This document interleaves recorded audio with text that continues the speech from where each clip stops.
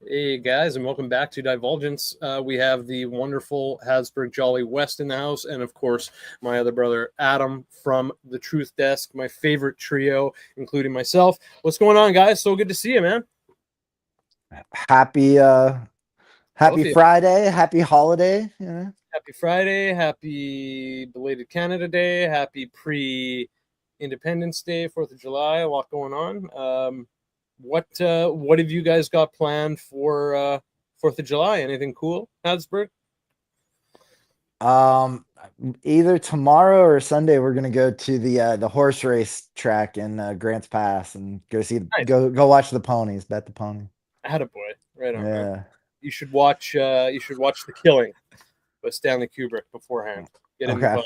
vibe. Okay. Fair It's a enough. it's a it's a horse track heist movie, and it's like amazing. And I think that's where they got the inspiration to do the bank heist scene in The Dark Knight with the Joker wearing the clown mask and all that stuff. And yeah, really cool stuff. Anyways, Adam, what about you, man? Are you hanging with the boy, or what do you guys got going on for the fourth? Just gonna go to my parents and see if they bought some fireworks. If not, just grill out and have some beers. Fireworks are really, really expensive. I mean, it's literally Just gonna lighting ask money you on fire. So, yeah, I mean, like these tents pop up everywhere. So, like every town's different. My town, being a true American town, we allow fireworks stands in the city limits, and you can also shoot fireworks off in the city limits too. But it's like you just get enough for like 20, 30 minutes. It's like $100. that. Okay. 150. So, but Um, you can go after the 4th of July and they usually have a 50, sale. 60, Right. 70% discount. Yeah, that's That's where you when you load up do on the fireworks or get some mortar shells and it. yeah. Okay. Nice. It's it's gnarly here because of the wildfire risk. When people do it, it's like, it's a high risk situation when people are like doing fireworks around here, and it's not in like a controlled way because this part of the country, Southern Oregon, Northern California, we just have like insane fires. So Fair enough. Fair enough. The city here, for whatever fucking reason, they don't do fireworks down at the marina anymore. They used to have a really nice show and everything, but the other night, my neighbor, a few not too far down, I guess he just did them in his backyard, and like he honestly had them going for at the very least, I'd say an hour, but maybe even like closer to 90 minutes. And I was like, that must have been so expensive. And they were just, it wasn't like one went off and then you wait a couple seconds and then another one off. Like he was probably lighting and lighting, like they just kept going off. It was a really good show. I could only like, fuck, it must have been a few $1,000, man. Um, Canadian dollars, anyways. It's hey, if crazy you though. got it, flaunt it. Yeah, man, exactly. Like, have fun with it. Like, if I was rich, that's how I if I wanted to flaunt my money, I'd try to do something fun and kind of joyous, and if in this case for the people, and yeah, it's cool. So props to that guy. Uh, Fireworks are cool. Like they they actually are, like man. are really really The cool. science behind it, the visuals, it's just a good time. It's nice. I enjoy it. I do. And it's lame when you have to like it's like the Joe Dirt when you have to settle for snakes and sparklers. It's like it's not the same, right? You Yep. want your big boys. Or So like, when like how long is it going to be before they're like, oh yeah, we're not doing that, we're just putting up like little drone shows and stuff like that in most places, like, you know what I well, mean? yeah, man. A few shows ago, I was talking about drone shows with my guest, and I mean they could do so much with those drone shows. Like they can make it look really beautiful and interesting, or they can make it look like a big cat. We were looking at one where like a big cat was playing around the city like Godzilla. You would have loved it, Hadsburg. And it's like, wow, man, like that's very impressive. That's very impressive because uh, it's not like a projection or like individual lights. It's like all individual drones, and they have to move in sync and all that. It's pretty crazy. So yeah, it'll be interesting to see yeah, if it completely knocks fireworks out of the thing. But I mean, you're still gonna have people like my neighbor and people like ourselves who want to have some fun with fireworks, right? So you'd hope that it wouldn't eliminate them altogether or make it like such a rare thing that you gotta, like, I don't know. Yeah, Very I hope it doesn't, like, replace, like, I mean, I definitely have seen like cool looking, at least videos. I've never seen them in person where they do these drone displays, but like there's just something, fireworks or something that, yeah, something they're special. People have been like engineering these things with, like these, analog physical components for, for so long, and figuring out how to make them do these really yeah. remarkable things, right? That, like, drones that, like, you're just pressing some button. I mean, it's cool, but like somebody's just doing do, do, do, do, do, and it's doing That's it. But true. like That's true. Yeah. fireworks are You like, can, man, somebody had to figure out how to pack all of that stuff in to make it, yeah, and it do makes those. like you can get one, like I remember like somewhere it makes like a maple leaf, even something as Yeah, interesting dude. as a maple leaf. It's like, okay, wait, how the hell did they do that? Like, so yeah, man, I totally agree. Very Yeah, interesting. it's the Chinese. The Chinese invented fireworks. The Chinese invented guns, gunpowder, pyrotechnics. Powder. I mean, there's nothing more American than celebrating the birth of the nation by blowing a small piece of it up. That's right, man. With Sounds Chinese shit. Yeah, yeah, Chinese engineering. Oh, geez, that's cool, man. Well, since I mean, we were going to start with something else, but since we're talking about Independence Day, um, I'll pull it up here, an article about nearly half Americans polled in this poll say they don't even know what they're celebrating.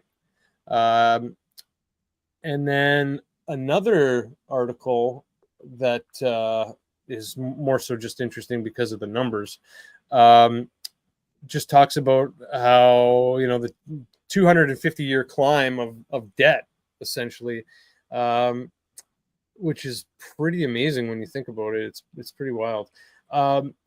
So I kind of was just curious as to, I wanted to go around the horn and just ask you two, what are your thoughts this year on July 4th? Making this, having this celebration. What kind of thoughts go around in your mind about being patriotic, loving your country? What you kind of wish for the country. Do you feel like you should be celebrating? Stuff like that. Go as deep as you want. Adam, let's start with you, man. Well, it is, this 250th birthday of the country is coming on the heels of us losing the Iran war, essentially, which we'll get into later. But, Right. It's, you bring up the debt too. There's patterns that come along with the end of every great empire. And it's not just the British Empire. There's been other empires. There's been the Dutch Empire, the Spanish Empire. There's Middle Eastern empires like the Ottoman Empire, but they all have the Roman Empire. They all come with the accumulation of debt, dumb, costly foreign wars, and the devaluation of the currency. The Romans actually had to melt down their currency and add copper to it. We don't have to do that. We just have a money printer. But, we are seeing the classic signs of end of empire stage here. And these foreign wars that we're getting into, I mean, I'm not a fan of colonialism or territorial expansion to, rape the indigenous populations. But at least when you do that, you get some sort of monetary benefit for the country. The wars that the U.S. has engaged in since the 1960s have all just been pointless quagmires that cost lives, that cost the country money, that enrich defense contractors and, other oligarchs within the nation, and don't really have that much benefit to the country. So that is sad to see. There was actually one U.S. president that had zero debt, and that was Andrew Jackson. And, when you look up Andrew Jackson today, it's all about, the Trail of Tears and the persecution of Native Americans. And while that stuff is tragic, he was a great man in other respects. And I think, you know, when people look at founding fathers or they look at historical figures from a modern lens, I don't really think that that's fair. The same thing, there was a new Netflix documentary about Thomas Jefferson that just came out, and it was all about, oh, yes, he was a great man, but of course, it was all about him being a slave owner. And it's Yeah, like, there's yeah. a real effort, I think, to Netflix like for it. make people feel bad about this stuff, make people ashamed of the founding fathers, make people think that these weren't. It's like Thomas Jefferson was a progressive. He advocated for, I believe, the abolition of slavery, or he thought it was a moral degradation or something like that. But I mean, he was living within the, you know, rules of the time. Like there was nothing he could really do about it himself. Um, so without going off on too much of a thing here, I don't think that the country's on a great path. I don't see really any way that we're going to cure it, you know, just with like a magic pill. But the debt's rising, and right now we're spending about 13% just on interest payments of the national budget. We're spending 13% of that on interest payments to the national debt, which is equal to what we spend on defense, which is more than the next 6 top countries combined. So we have a real spending problem, and it's there's no appetite to change it really. And this is exactly what you see in the fall of all great empires. So sad to see on America's 250th birthday.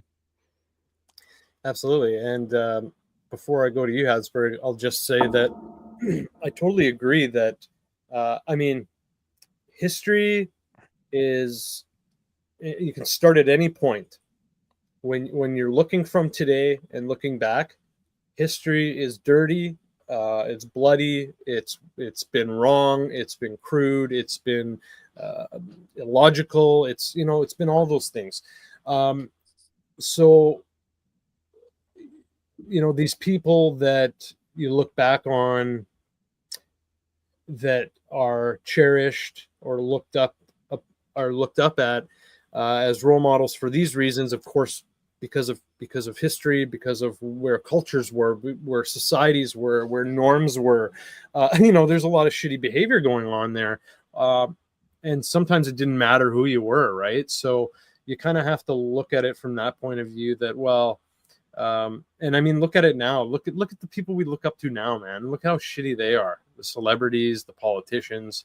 So you know, honestly, I don't think they're much better than the ones back in the day that were giving shit for owning slaves, because that's kind of something that happened back then, was slave ownership. But yeah, I don't have to keep going into that. But I agree, and yeah, I respect your answer, man. That's great stuff. Habsburg, Andrew Jackson. I Go just ahead. want to add, Andrew Jackson fought really hard to keep central banks out of the country. And that's a really shitty thing that's like never really brought up, is like he ended the charter for the second bank. He erased all the debt. And it's like that conversation is always drowned out by the whole Native American Indian thing. So I just wanted to add that. I was actually just about to say that, Adam, and I actually live in a town and a county that are both named after Andrew Jackson. So you know, Cool. just for the record, like, you know, people around here, you know, have some reverence. They know, which is cool. Yeah, you know, Jackson County, and like the town I live in is called Jacksonville, so that's pretty cool. But yeah, I mean, it's tough right now to, you know, kind of like stomach you know, everything that's going on. I think, you know, we're all pretty fed up, you know, watching, you know, the trajectory of, you know, events right now. And it's demoralizing. And I think that, like, you know, part of it, you know, like a big part of it, if not all of it, is to like make us feel demoralized, right? You know, and to see, like, you know, that we're you know, like embroiled in these, like, you know, you know, global, you know, international conflicts that we have no business being involved in, that we have no control over, that, you know, that we're doing, you know, things like building these data centers, and in cities they're telling people to keep their air conditioning set during heat waves at 78 degrees, but we're supposed to be sending all of our power to data centers. We're decommissioning dams for hydroelectric that would go into the grid to power people's homes, for these crazy. That's what's happening like here in my region. They taken all these like dams out of the Klamath River, that for generate hydroelectric power for like rural people who badly need it. Taking it out for these under these like environmental pretexts, and things about like the native tribes and their access to salmon and things like that, and diverting the power that is being generated to data centers. I don't want to get fixated on that kind of thing, but this is what's happening. Like the people are being like um increasingly like our our power as citizens, our voice, it's being diminished. Like we're being outranked by powerful, much more powerful entities that have no regard for us, and for like the overwhelming public sentiment is against these things, right? I mean, people like by and large are not for the wars, are not for these data centers, are not for the debt spending, for all of these things. And it's just more and more it feels like these things are like out of our hands. We certainly can't like vote our way out of it. And it's that's been proven time again, and people are becoming like disillusioned with that, which they should. But this is what's going on, and it's tough. And when you see like these like conspicuous displays of like you know um whatever, it's the like the Roman bread and circus, like what Adam was talking about at the end of Empire, how they keep people in line with the bread and circus things. You have the MMA fights and the World Cup, and meanwhile like everything is getting everything else is getting flushed down the toilet. The fair and all this stuff, all these like conspicuous displays of whatever. When the truth is that life is getting so much harder for everybody, and things are so expensive. People can't people can't afford anything, and we're supposed to like look at this stuff and feel some kind of like you know national pride for seeing blood sport on the White House lawn, things like that. Like it's the gladiators in the Colosseum, from ancient Rome. I mean, it's pretty fucked up. Let's be honest. Like Yeah. what's going on. So that's sort of my 2 cents. At the quadricentennial millennial, whatever 250 years is. It's pretty fucked up, man.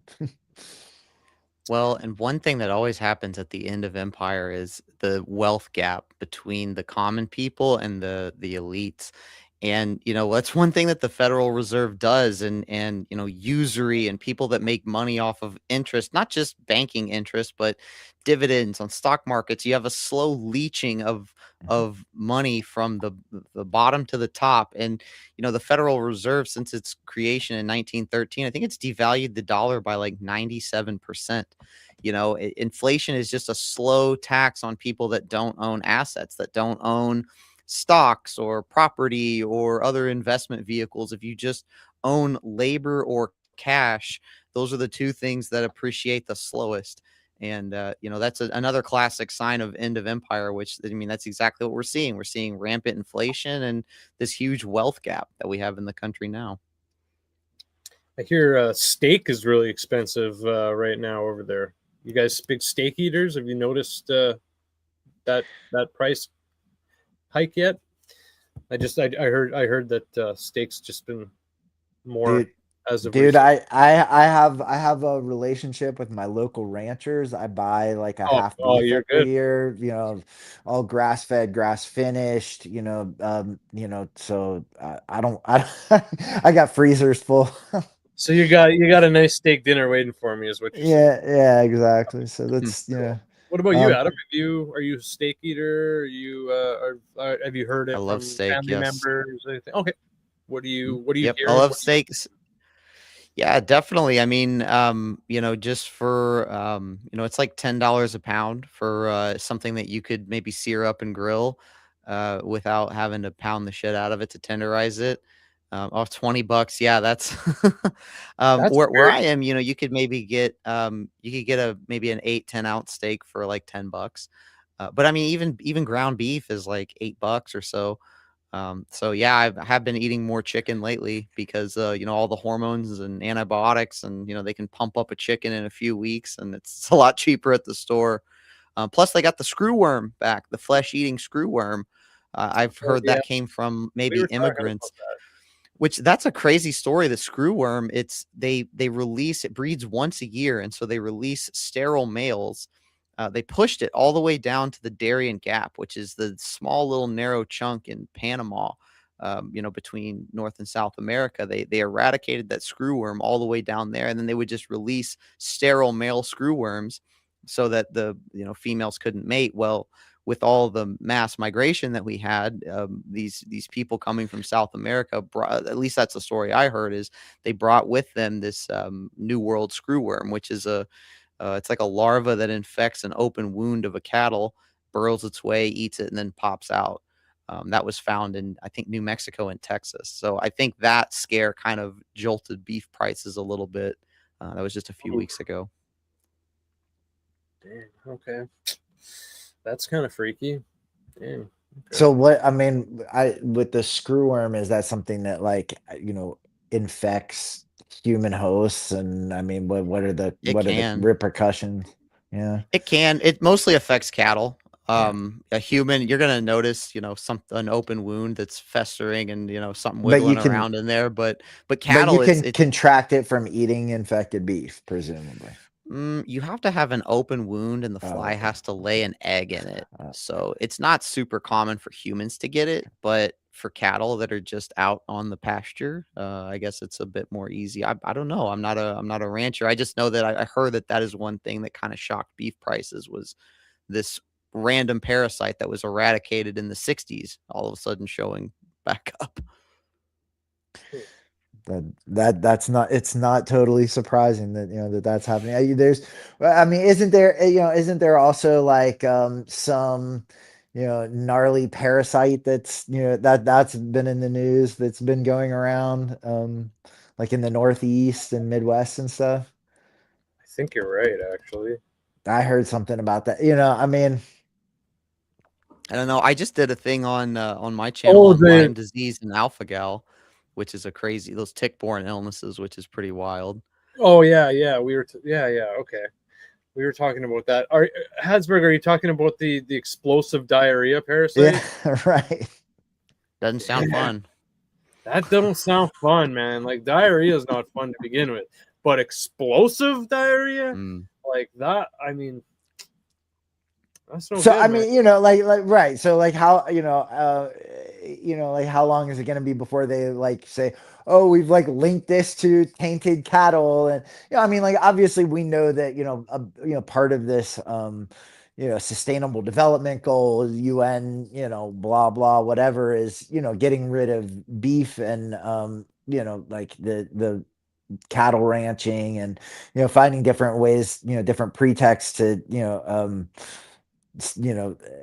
demonstrate that it's harmful. So like it wouldn't surprise me if they're like, oh yeah, explosive diarrhea from eating beef, things like that. Well, yeah, and there was that big push to like ban or curtail cattle because they fart and produce methane, Right, and that's bad for Right. global warming. Like, what the right. fuck is that? Bill Gates was kind of heavy into that. So it does seem like there is kind of an assault on beef. I mean, if you look historically, the rise of civilizations happens because people have access to cheaper food, and that's one of the limiting things is, you need land to ranch these cattle and stuff. And I'm sure the elites would like to have some kind of 3D printed mashed up insect meat for people to eat that you can grow in a factory and, more controllable. And Yeah, I mean, I think that I think that like that beef, I mean, obviously is something, like having access to it is something that, it's a superfood. I mean, it makes people like, healthier, stronger, more resilient, happier, like you're happy when you have beef. When you don't have access to foods like that, I mean, it's, it's like a emotional, mental, like drain. It's a net negative, and not just nutritionally, but you just don't feel as good. So mm, I think that this is, I think that this is stuff that, is totally by design. And anyways, like it doesn't surprise me to hear that there's, this spread of this screw worm. I wouldn't be surprised if there's, some way of like linking the, this explosive diarrhea stuff to the beef supply, and using that to propagandize people, against eating beef, or to use that as a pretext to like kill off, cattle. We've seen that with things like, hoof and mouth, and things like this, where they've, like found reasons to, um, kill off, mass amounts of livestock. So yeah, well, and alpha gal, like me and Jordan talked about, a few times ago. Well, alpha gal is an allergy that you get to red meat as an allergic reaction from a tick bite of a Lone Star tick, and that has increased. It was first described in the 80s, and since then it's increased. I think the last 10 years or so, it's had a 10,000% increase. And like I was telling Jordan, the Lone Star tick's always been around. It's been here. People never reported this strange meat allergy, and now all of a sudden here it is. And the US government does have a sketchy history with tick-borne diseases, like with Lyme disease, which is basically 100% proven that it originated from the Plum Island Disease and Research Center off the coast of Long Island, in New York. So mm, is that part of the, what you're talking about, trying to get people to move away from beef? I mean, if you have even a small percentage of the country that just can't eat, and it's not just beef, it's any red meat, it's pork, it's lamb, it's the only thing you can eat is chicken or fish or Bill Gates's 3D printed bug meat. So yeah, I mean, I think it's really serious. And I think that I think that's just like a, a big thing, that the alpha gal is, I personally, I haven't known any, I don't know if you guys have anybody that's contracted it, but I definitely know people that have gotten Lyme disease, and and in a lot of parts of the country, it goes undiagnosed.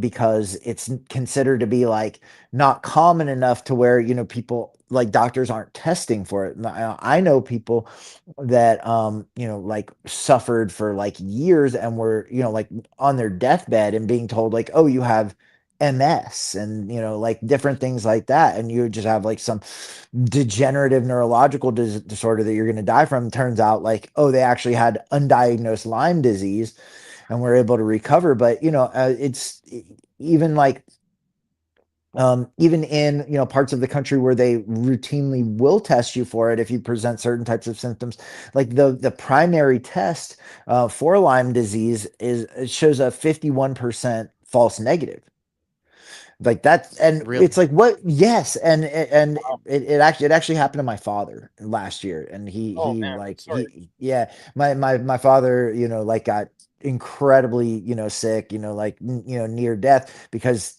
he had Lyme disease that was undiagnosed.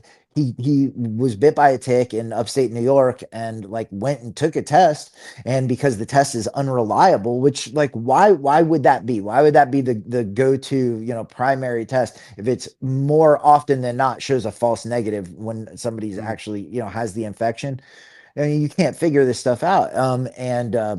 He was presenting all these symptoms, and I was like, I think he has Lyme disease, and he didn't get retested until, he was like in, admitted into the Mayo Clinic, like on, like in a serious, like, near death kind of situation. And they retested him and was like, yeah, they like the secondary test, the more advanced one is more reliable, but for some reason they use, this unreliable test, even in parts of the country where, people are likely to have it. So Yeah. Oh my God. yeah, it's crazy. It's crazy. Yeah, man. That is, you think like medical tech and standards and abilities would just be so much better than you think sometimes. That's wow, man. And I hope your dad is doing much better. Yeah, I mean, he's like, fortunately he's recovered, but the point being that, like, if Lyme disease is prevalent, I mean, and it's prevalent like all over the country. It's, if they're not testing for it, if they're, doctors aren't, being, like, encouraged to test for it and use the more reliable tests. It's such like a rapidly, degenerative, aggressive, condition. It doesn't make sense, why it's not like being, more readily diagnosed and, more readily addressed. I mean, it's bizarre. I actually have here. I can present this real quick, Jordan. This is Yep. the map that we looked at last time, where it shows Oh, yeah. the spread of that up. Lyme disease.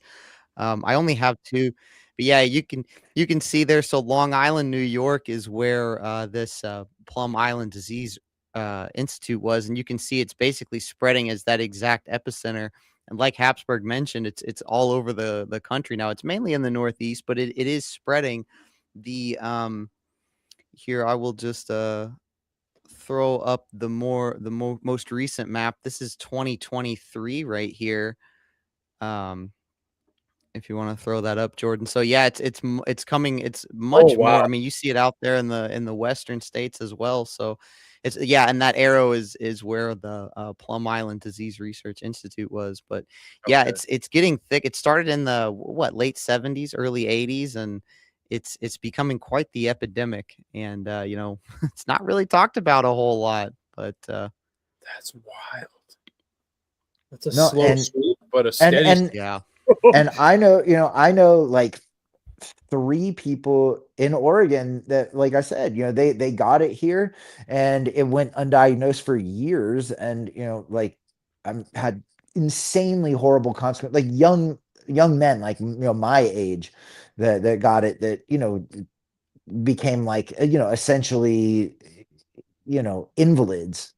I mean, we're so debilitated that they, like, couldn't move, couldn't get out of bed, things like that, because doctors here just, like, weren't told that, like, hey, you need to actually test them, like, hey, it happens here. Yeah. I actually this is crazy. After that show we did, Jordan, talking about ticks, my son came in my room. He was getting ready for bed. He's like, Dad, he's like, I think I got like a mole on the back of my head. Can you check it? He had the biggest tick I have Shut ever up, seen dude. on a Are you human kidding being. me? Yeah. It was, Oh most time my you get bit by a God. tick, you feel it. It's like in the early stages. This tick, he said, it had been back there for 2 weeks. It was engorged. I'm like, dude, this thing's getting ready to drop off you and lay eggs. So gnarly. Yeah. What? It was like what you'd pull off a dog or something, I was like, I felt so bad for him. It gave me the heebie-jeebies. I was like, oh. Yeah, man. That's weird timing too. Holy cow. Yeah. Man. Weird timing. Yeah. I He's pulled it doing off okay. him and I took it outside and I hit it with a blowtorch. There It you go. exploded. It exploded Oh, because I had so much of his blood in it.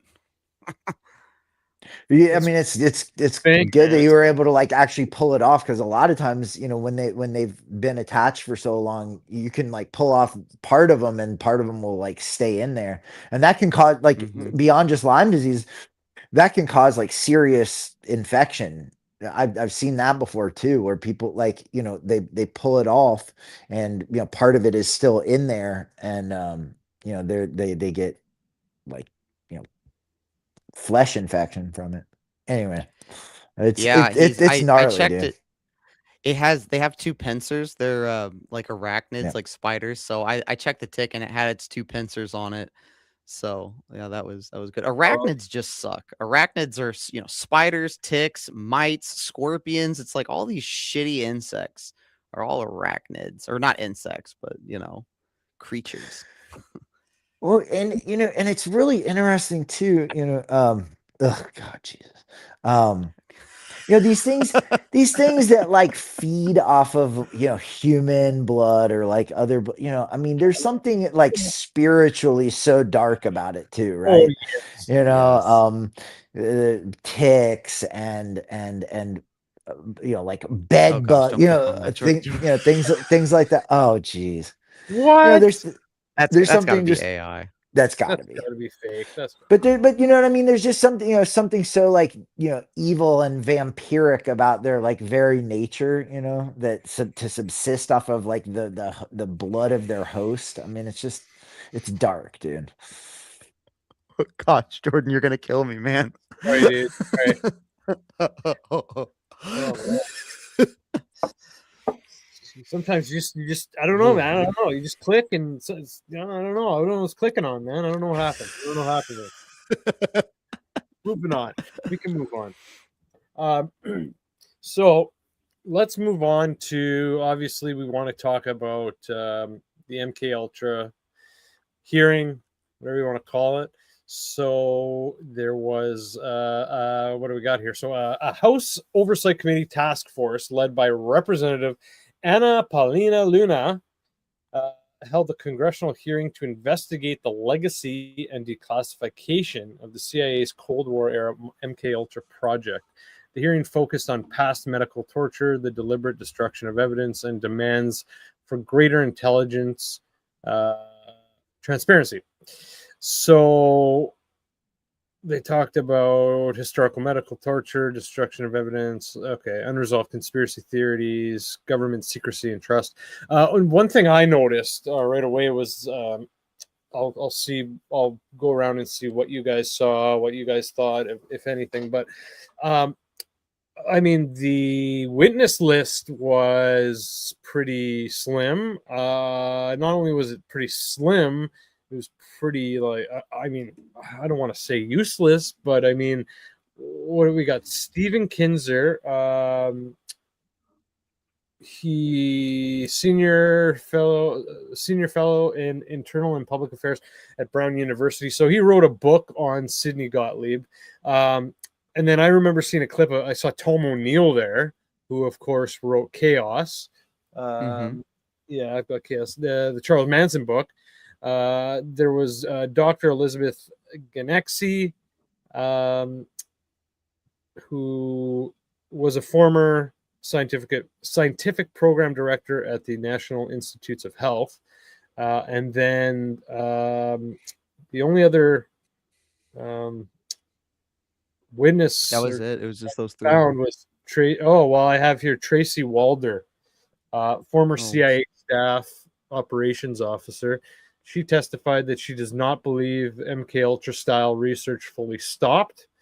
She stated that anything is possible regarding survival of the program's methods, noted that the CIA continued related experiments afterwards, like unsuccessful attempts using dogs for military purposes.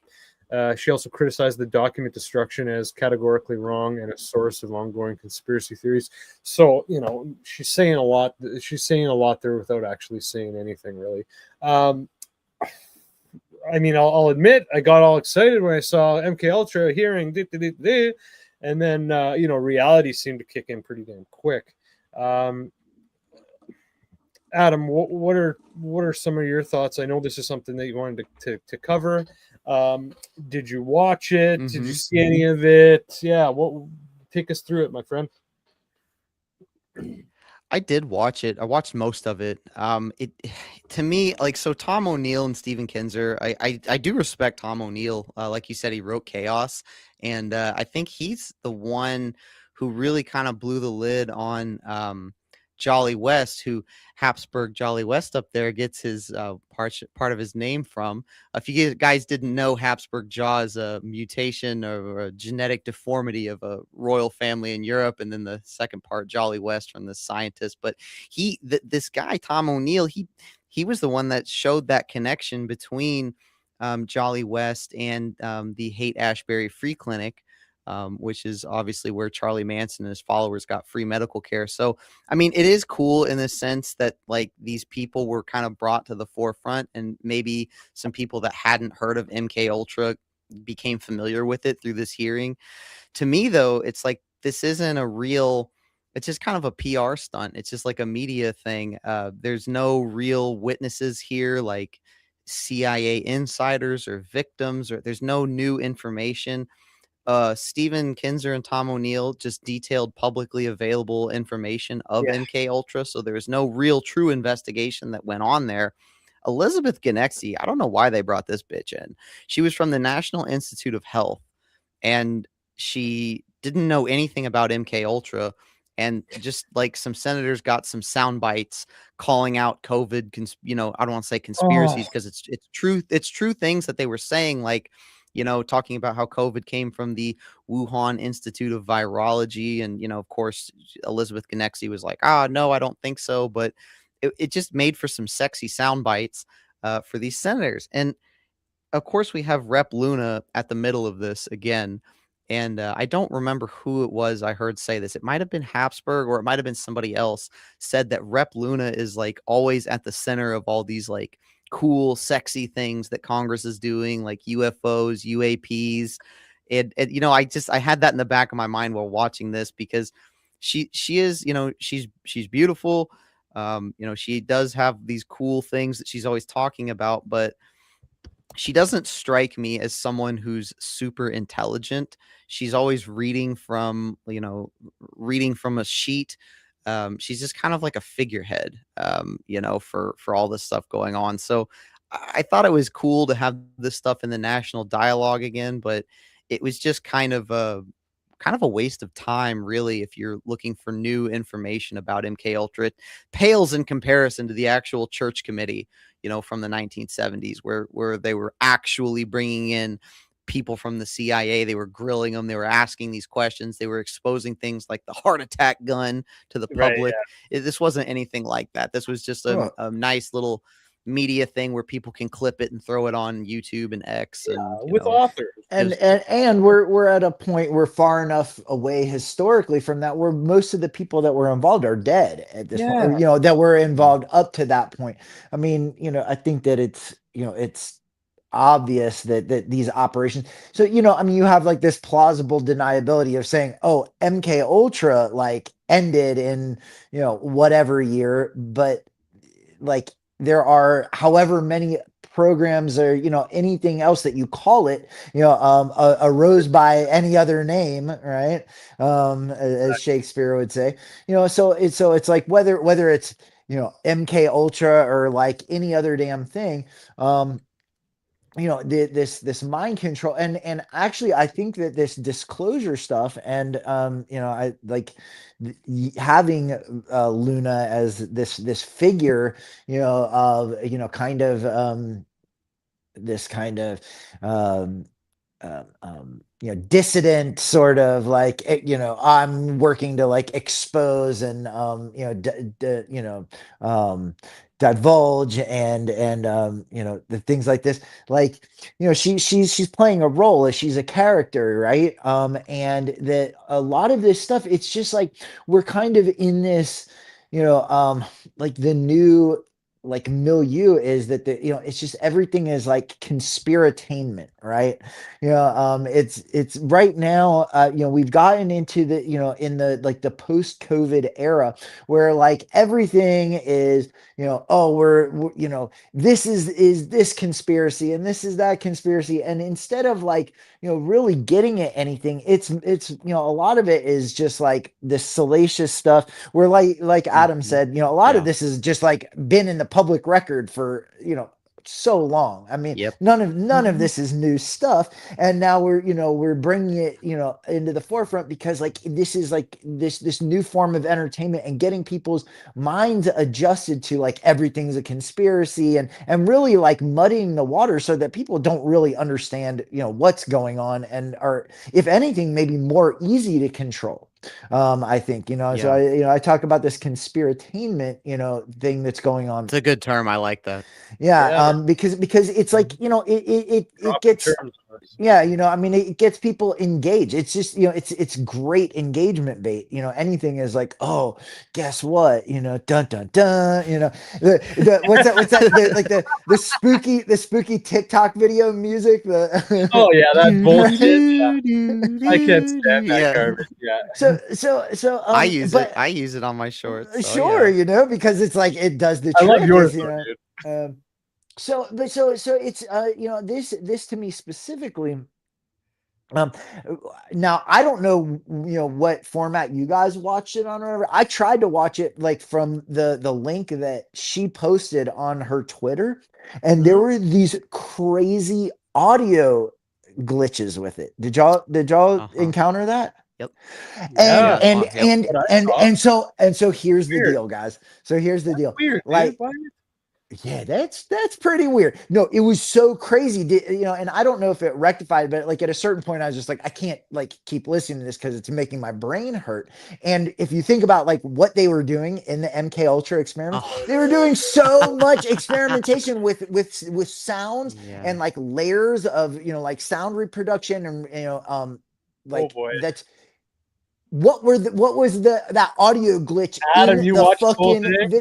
You saw what I'm talking about, and there were like it was like layers of dialogue, like on top of itself, going blah, blah, blah, and it was like Adam, you heard what?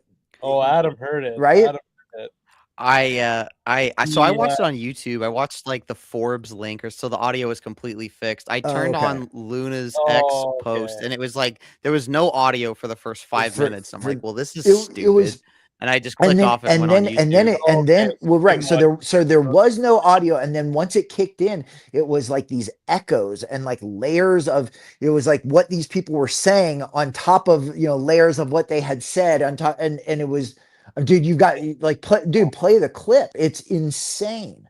And so you're actually like hearing these audio effects that really sound a lot like probably what they were exposing these MK Ultra like subjects to in these clinical trials, when they were like giving them acid and electric current therapy and all this stuff. It was so crazy. When I was watching the video, I was like, oh well, look at what they're doing. They're like actually delivering this like MK Ultra style like mind program thing in like the video of the hearings. Because like how could that be that like she posted that that it was so like fucked up, like it had to have been deliberate, that they put these audio effects on where it like literally hurts your brain, so yeah, and that's what like a schizophrenic hears. I've heard is like they'll hear like multiple like blah, blah, blah, blah, blah, blah, blah, blah, blah, like And I think you hit the nail on the head that so much of what like this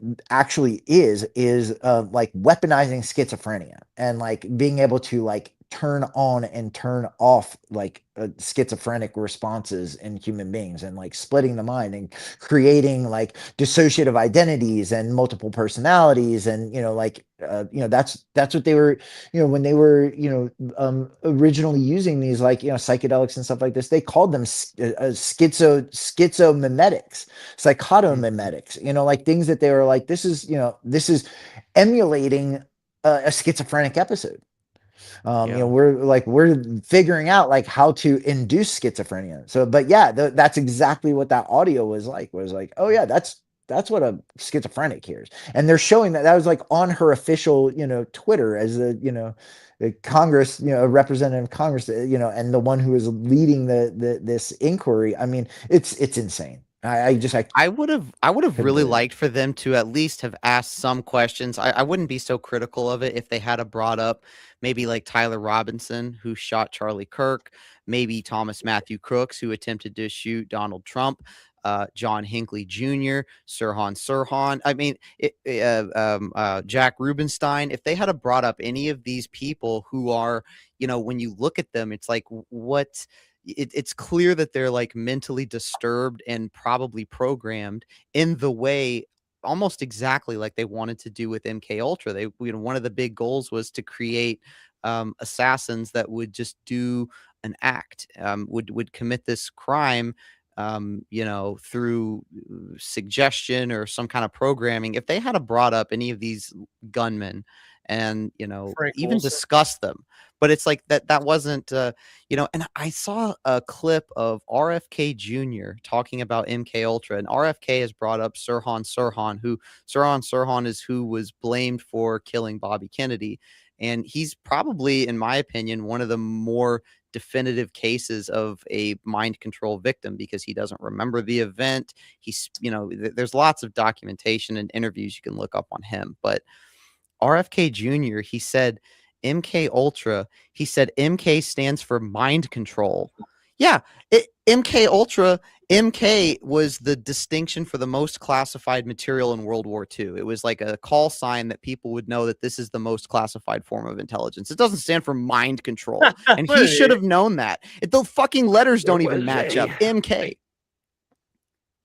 But that's what propaganda is, I mean, it's like, hey, we're building these narratives, and we're diverting the truth. I don't think it's that he doesn't know. I think he's just this is the spin, right?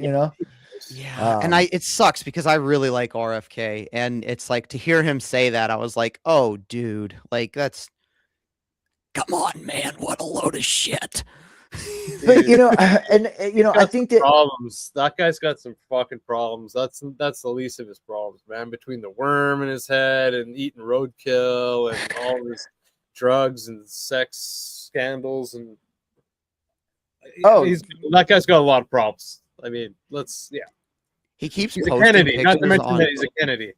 He keeps posting pictures on X, like telling people to get out and live real lives. And it's like pictures of him and his family in these like Central America and East Asia doing things like jumping out of a helicopter. And he's like, get out, live real lives. It's like, well, Jesus, man, not everyone can afford a vacation to Central America where they dive off a helicopter, No, I mean, it's like one of these things to just kind of like rub this elitism into people's faces. I mean, I don't know. I think that's like inherently untrustworthy, but that's just me.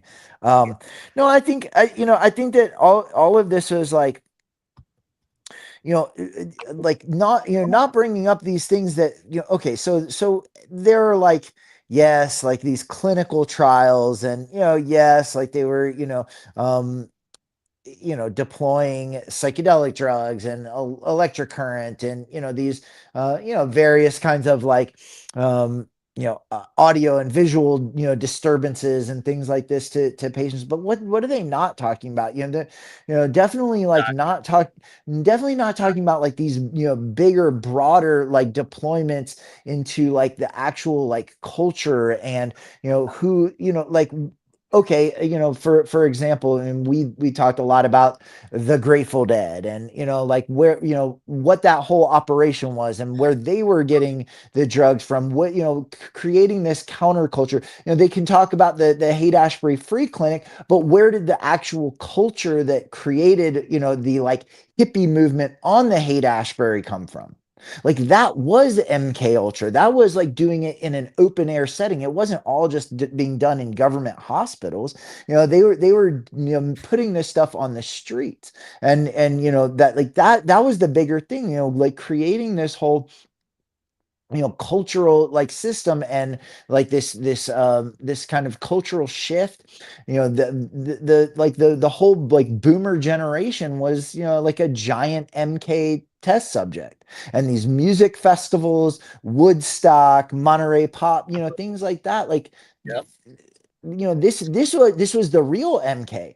And like we can talk about in these like Senate hearing, congressional inquiry hearings and things like this about, we know about all this, like yes, they were running these like hospitals and clinics and things like this, but what were they really doing in the like the real world? How are they, how are they turning like, real world situations into like open air laboratories? And like, Tavistock and things like this, like you're not hearing that kind of, stuff. So it's like, it's this very specific, like controlled disclosure, limited hangout kind of thing that, again, it shouldn't be shocking to anybody, but like the real thing that was going on was so much bigger.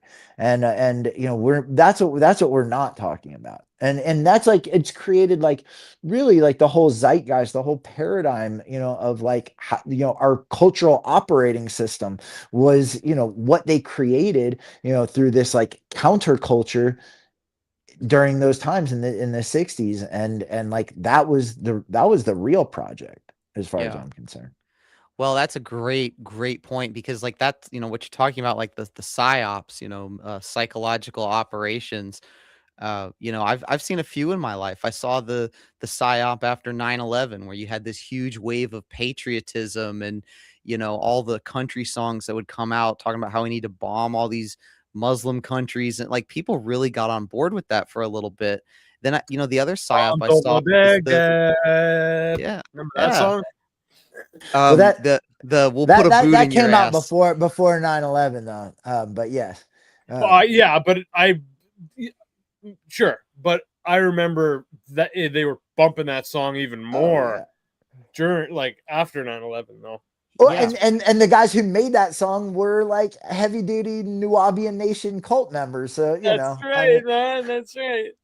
Yeah. But and yeah, and that's another thing about the MK Ultra is like, the way that they use these like cults and like new religious movements, like those were like mind programming, thing, the People's Temple, Jim Jones, the Process Church of the Final Judgment, Scientology, like all of these things, and those are very much connected in like with Charles Manson and all of that. And Tom O'Neill doesn't talk about it at all. Right, like for some reason, for some reason it took him 20 years to write that damn book, and he didn't once mention the fact that Charles Manson was a Scientology OT8, that the family was like heavily connected with the Process Church of the Final Judgment, which was itself an offshoot of Scientology, and all of these things. It didn't make it into the book. Ed Sanders wrote, who actually was spending time like at the Spawn Ranch with the family and wrote like the real book, The Family by Ed Sanders, which everybody should read. I mean, he put all of that out in 1974. I mean, like, this was 50 plus years ago, and Tom O'Neill put his book out in what, 2019. He acts like he never read The Family. It's insane. Yeah. So, anyways, sorry, I didn't mean to cut you off, Adam. I apologize for that. I'm sorry. I was super excited. Oh no, it's a great, it's a big disappointment, but great points. You talk about there was like this huge like militia movement in the 90s, which I was just a kid, but I mean, like you had like things like Waco, Texas, where they, the FBI infiltrated and attacked that cult, Ruby Ridge, and it is interesting that all these like cults were like really rampant right then, and they've just kind of gone away. Like you don't hear about stuff like that anymore. But what I was talking about the psyops was, you had this huge right wing, what I would call a psyop after 9/11, and then the pendulum swung the other way after Obama, and then you had woke, come out, just a few years ago, and it was like this huge. And woke wasn't just like a few people; there was like a machine behind it. There was cancel culture. There was companies that would go through and like aggregate people's Twitter posts, every tweet you've ever liked, every social media post you've shared, and then they would send that to your employers and be like, look at what this person's done, you need to fire them. And it was really inorganic. And it's like you keep, you mentioned the counterculture movement too. It's like we see these huge swings. The counterculture movement was, I mean, who's that guy, Timothy Leary?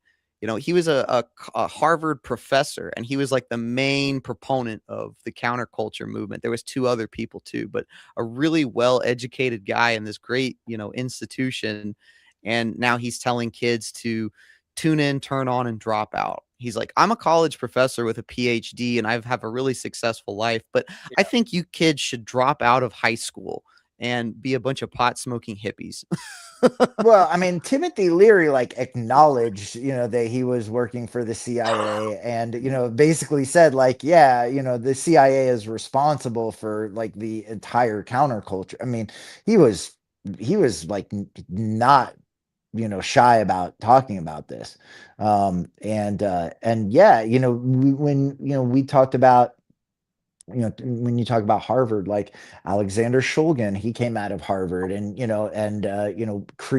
the one who was creating all of these drugs. And like where these things like all come from. I mean, there's like a, this like common nexus point, and really all of this, counterculture, it wasn't just like the drugs. I mean, of course, like the drugs were kind of like the tip of the spear, and kind of like, getting it all started. But like, they're like, it became like, the counterculture became like the culture, right? And it was like in the music, it was in the clothing, it was in the art, everything like that. You didn't have to be like taking acid or smoking weed or anything like that in, like the 60s or 70s, to be like impacted by, these, like this shift in kind of like, the aesthetics, and the kind of like mindset of, like changing, moral values about like sex and family values, and all of these kinds of things. Like, it was more than just the drugs, and like the things that were being like put out in like in the music, and in these like, the way that they produce the music, and the way that they could like layer the sound, and to reproduce it and put it on the records, and you're like, getting it put into your brain in with different patterns and things like this. It really changed. So there were so many ways that they were using this like counterculture to like create the actual like prevailing culture, and to change the culture, and to like program people, in ways that, that like are totally outside of a clinic, a laboratory, that don't really have anything to do with drugs. A lot of it is technology, and that Silicon Valley, like really came out of, the epicenter of this counterculture in Palo Alto and Stanford, which is where the Grateful Dead and Ken Kesey and all of these people, like that's where Silicon Valley came from. All of the people that like, you know started these companies, they were like acid heads, deadheads, like they were like big counterculture figures, Steve Jobs and Steve Wozniak, and all of these guys, like, that was their thing. They were all like in that scene. And so like, where does all that fit in? Why are we not talking about like, Silicon Valley, and these technologies, in terms of like MK and mind control and mind programming, and like that's where it's really at. Yeah. I wanted to touch on this too, because it's like an idea I've been kicking around a lot, is like the parallels between the Vietnam era and the anti-war movement. And that, just going back to psyops, like I was talking about, we had that same psyop happen with Iraq too, where you had an unpopular war and an anti-war movement. It's like the public has such a short memory for these things. It's like we see the same patterns pop up again and again. You could almost say that like the liberalism of woke is kind of like echoing the counterculture of the 60s too, where you've got, not, it's like you said, it's the music, it's the shows, it's the movies that everyone's watching. It's not just one thing that's pushing these things. It's like a whole machine that pushes it all at once. And people have talked about CIA control of music for a long time, all these musicians that die young. I mean, if you think about the amount of influence that these stars have, why is it that we constantly look at people like Britney Spears or Michael Jackson, or these celebrities that do weird things and act? Why is this like a constant conversation? It's like these people have real influence, and that's a really powerful thing that people are constantly looking to subvert for their own means, whether it's the government wanting to push their own narrative, or, you know, people behind the government, the deep state, you know, the oligarchs wanting to shift societal narratives, you know, to further their own ends. You know, I think that's a big part of it. It is, and I think that it's not just like, um, you know, so it's not just like the artists themselves, you know, or like whatever. I mean, if you think about in, you know, like the more modern types of music, you know, in pop music, rap music, electronic music, like these are all, you know, forms of music that like is being generated by computers, right? Yeah. The actual like beats, rhythms, patterns, you know, things that you're hearing, and they're just like intricately layered and layered and layered, and they're highly repetitive, right? Like to a degree of like hypnotic Yeah. repetition, right? And You know, when you hear these like drum patterns, and you know they repeat in a loop, and then you know you hear you know, like these layers of other sounds built on top of them, and these hooks and things like this. They're like those are like mind programming, you know, devices. You know, being you are being like somehow like put under like a state of hypnotism by these like repetitive, you know, rhythmic patterns. And you know, these are things that like can be heavily engineered, it like in actual laboratories. You know, they have done so much research on, you know, how like you know, percussive, you know, like beats and patterns impact like various sectors of the brain. I mean, you know, they'll put like, in fact, like Mickey Hart, the percussionist of the Grateful Dead, like is, you know, somebody who's been really heavily, who, you know, is in the hillbilly camp at the Bohemian Grove with the Bush family, by the way.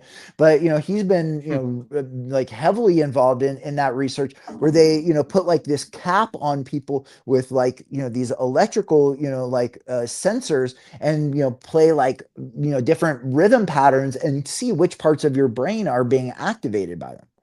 You know, and so I think that this is, you know, that the music itself and like the patterns that are embedded, you know, in the music itself are actually the programming, and not just like the aesthetics or the words, you know, like that's like something that is like a real surface level thing, but the like computerized, you know, digital, you know, patterns that are programmed into the music itself are like have a specific effect, and it's been designed, and it's being deployed, and it's weaponized.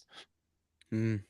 Do you think there's maybe like a spiritual element to it? Because, you know, from my just my own beliefs, I do believe in manifestation. I believe that, you know, somehow, and my ideas on this are kind of loose. I'm not, you know, this stuff's pretty abstract, but it's like there is a lot of evidence, you know, that your thought patterns can kind of influence your reality.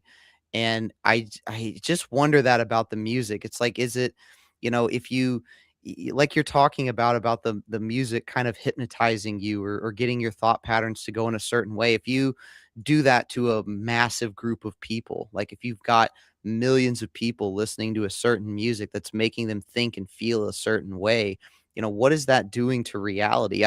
You know, again, this is Bingo. really abstract, and I No. don't, my ideas on this aren't super concrete, but it's just something I toss around a lot with this kind of, you know, thinking. I've been trying to really, I used to listen to a lot of rap and, you know, gangster rap and stuff, and I've been trying to listen to more like, you know, like reggae or like Bob Marley lately, just to be more put myself in a better mood, because I have noticed that it does put me in a better mood to listen to more organic stuff.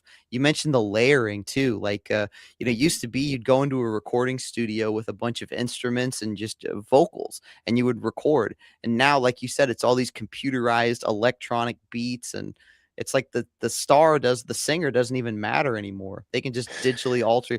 Anyone could Well, be a star, and you know, now just you like have we saw with Britney Suno. Spears. I mean, like they just, You now you have like the Suno, and you know what that program is. Like you can just type in, I want a song about these things in this musical style, and have you used this or seen it? Like it in 5 minutes, it pumps out like a whole song that like could be like a real song, that like, and you can make it sound like anything. It's insane. And that's just something that you can like use like a cell phone app. And it's crazy. Like you can really make like a song about anything that, it's something that like these things can get played on the radio, or not that like people listen to the radio, but I mean, probably like a lot of what's on Spotify or on YouTube, like increasingly is stuff that people like are making on Suno and just uploading and being like, yeah, Dude, I wrote this song. Dude, I think I've been seeing articles over the past few months like crazy. The number one artist and the number, like a good majority of the top 5 or top 10 artists are AI artists now. And that's like, and they're not real. And that's like people being like, yeah, that's cool with me. I know this is AI, and I want, and I'll still like support, but then, then there's also like the, aspect of it where people could fool you and not knowing that it's AI. But yeah, like what you're saying, Adam, this like spiritual, kind of like, collective consciousness, kind of thing. Like, how do you impact, like, on a global scale, like people's, outlook and like their, kind of persona, I mean, like how much, since, like the 50s or 60s, with like this, kind of mass media in, radio and television and now computers and stuff like that, like how much of like our identities are formed by the music that we listen to? Like when you're growing up and you're like in middle school and high school, what is like your social group dictated by? It's like your musical preference, right? You've got like, the punk rockers, and you've got like the, like the rap heads, and, this and that, like, you identify now, like socially, and this isn't new, but like, by like the music that you're listening to. And so, it's like the people that listen to this music dress this way. The people that listen to this music act this way, and like, what is, like, those are kind of like, things that are built around it culturally, but like what is in the music itself that is like influencing people to do things, think things, say things. And especially now, like, with the way that we're getting fed it, and we're listening to it on these like Bluetooth things that are like sending like an actual frequency from the device, into our heads, right? With these, like digital, patterns and things like this. Like, I don't know. That's the real MK Ultra to me, like how these things are like actually getting inside of our heads. How this stuff is being reproduced, like in our, eardrums, the things that, we're actually seeing, visually, like how they're actually physically entering, our body and things like that. Like they're coming off of these digital interfaces. There's something to it. It's changing, it's changing us. I really believe that. What brought it up in my head too is in Divulgence podcast number 134, we had a conversation towards the end where Habsburg told a story about doing DMT in the Amazon, and you talked about how the tribal, the shamans there would use music to guide the journey. And it's almost like the same thing's happening when you see these artists come out. Like, you see like Sexy Red come out, talk about, telling women to like be a whore and do all this stuff. It's like, what's that doing? Apart from like the social programming, like what's it doing having people listening to this, like just kind of garbage trash music? I would encourage anyone that's listening or watching, just go and look up, the Beatles' Twist and Shout and how that song was like recorded. It's so much different than, what is, produced in modern times. Or, look up like traditional music too of, just like instruments and singing from like indigenous cultures. I mean, that's what people were listening to for like thousands of years, right up until the modern period. You know, it makes you you can feel it. It makes you feel something different. I mean, music has a huge effect on your emotion, and in my opinion, your emotions shape your reality. You know, there's a lot of power in belief and emotion and that kind of stuff. Well, So yeah, no, I mean, and these things like, sound waves like actually have a physical biophysical impact on us, right? And there are different kinds, but they all are like mostly vibrations, right? You pluck a guitar string, that's a vibration. Hit a piano key and it vibrates a wire. You hit a drum skin, that's a vibration. So we're feeling these like actual like ripples of vibrational energy from the like that's what it is. When you sing, it's a vibration. You're like creating a vibratory effect. Same thing when you speak, inside of your body. So like all of these things have this like actual like structure and in a physical sense, right? So they do have like an impact. You're putting it out and you're receiving it, right? When you sing, you're putting it out, but like when you're listening, you're receiving it. You can feel it, right? You can physically feel like like a deep bass line, like it like rattles your freaking rib cage, right? So like those things have like an actual impact. And I think that like the real MK work was like they had people like in like the real in real laboratories like studying, hey, what happens when we play this note at this frequency at this volume, you know what I mean? Like, mm, and then how do we get that on a record that people are going to hear? How do we get people to a concert and and get people like in a mass setting to experience that all at once and have this like collective experience with that input, right? Everybody is like sure, they're having their own separate experience, but you're having like a collective experience. You're kind of getting this like embedded thing, and especially when you add in the drugs, right? So that's like that is the real programming. And it can be used for good. And it's interesting that you bring up the Beatles. And actually Twist and Shout is actually an Isley Brothers song. It's actually not a Beatles song. But the Beatles like changed the culture like more than, I mean, it in like ways that we can't fathom, right? It wasn't just like the music, it was like the message, it was the clothes, it was like their promotion of drug. I mean, it was when the Beatles turned on to like acid and started making you know like drug influenced music, right? When they put out like Revolver, and then like Sergeant Pepper's and things like that. Like that's when the culture really changed. I mean, that's when it like happened on a mass scale.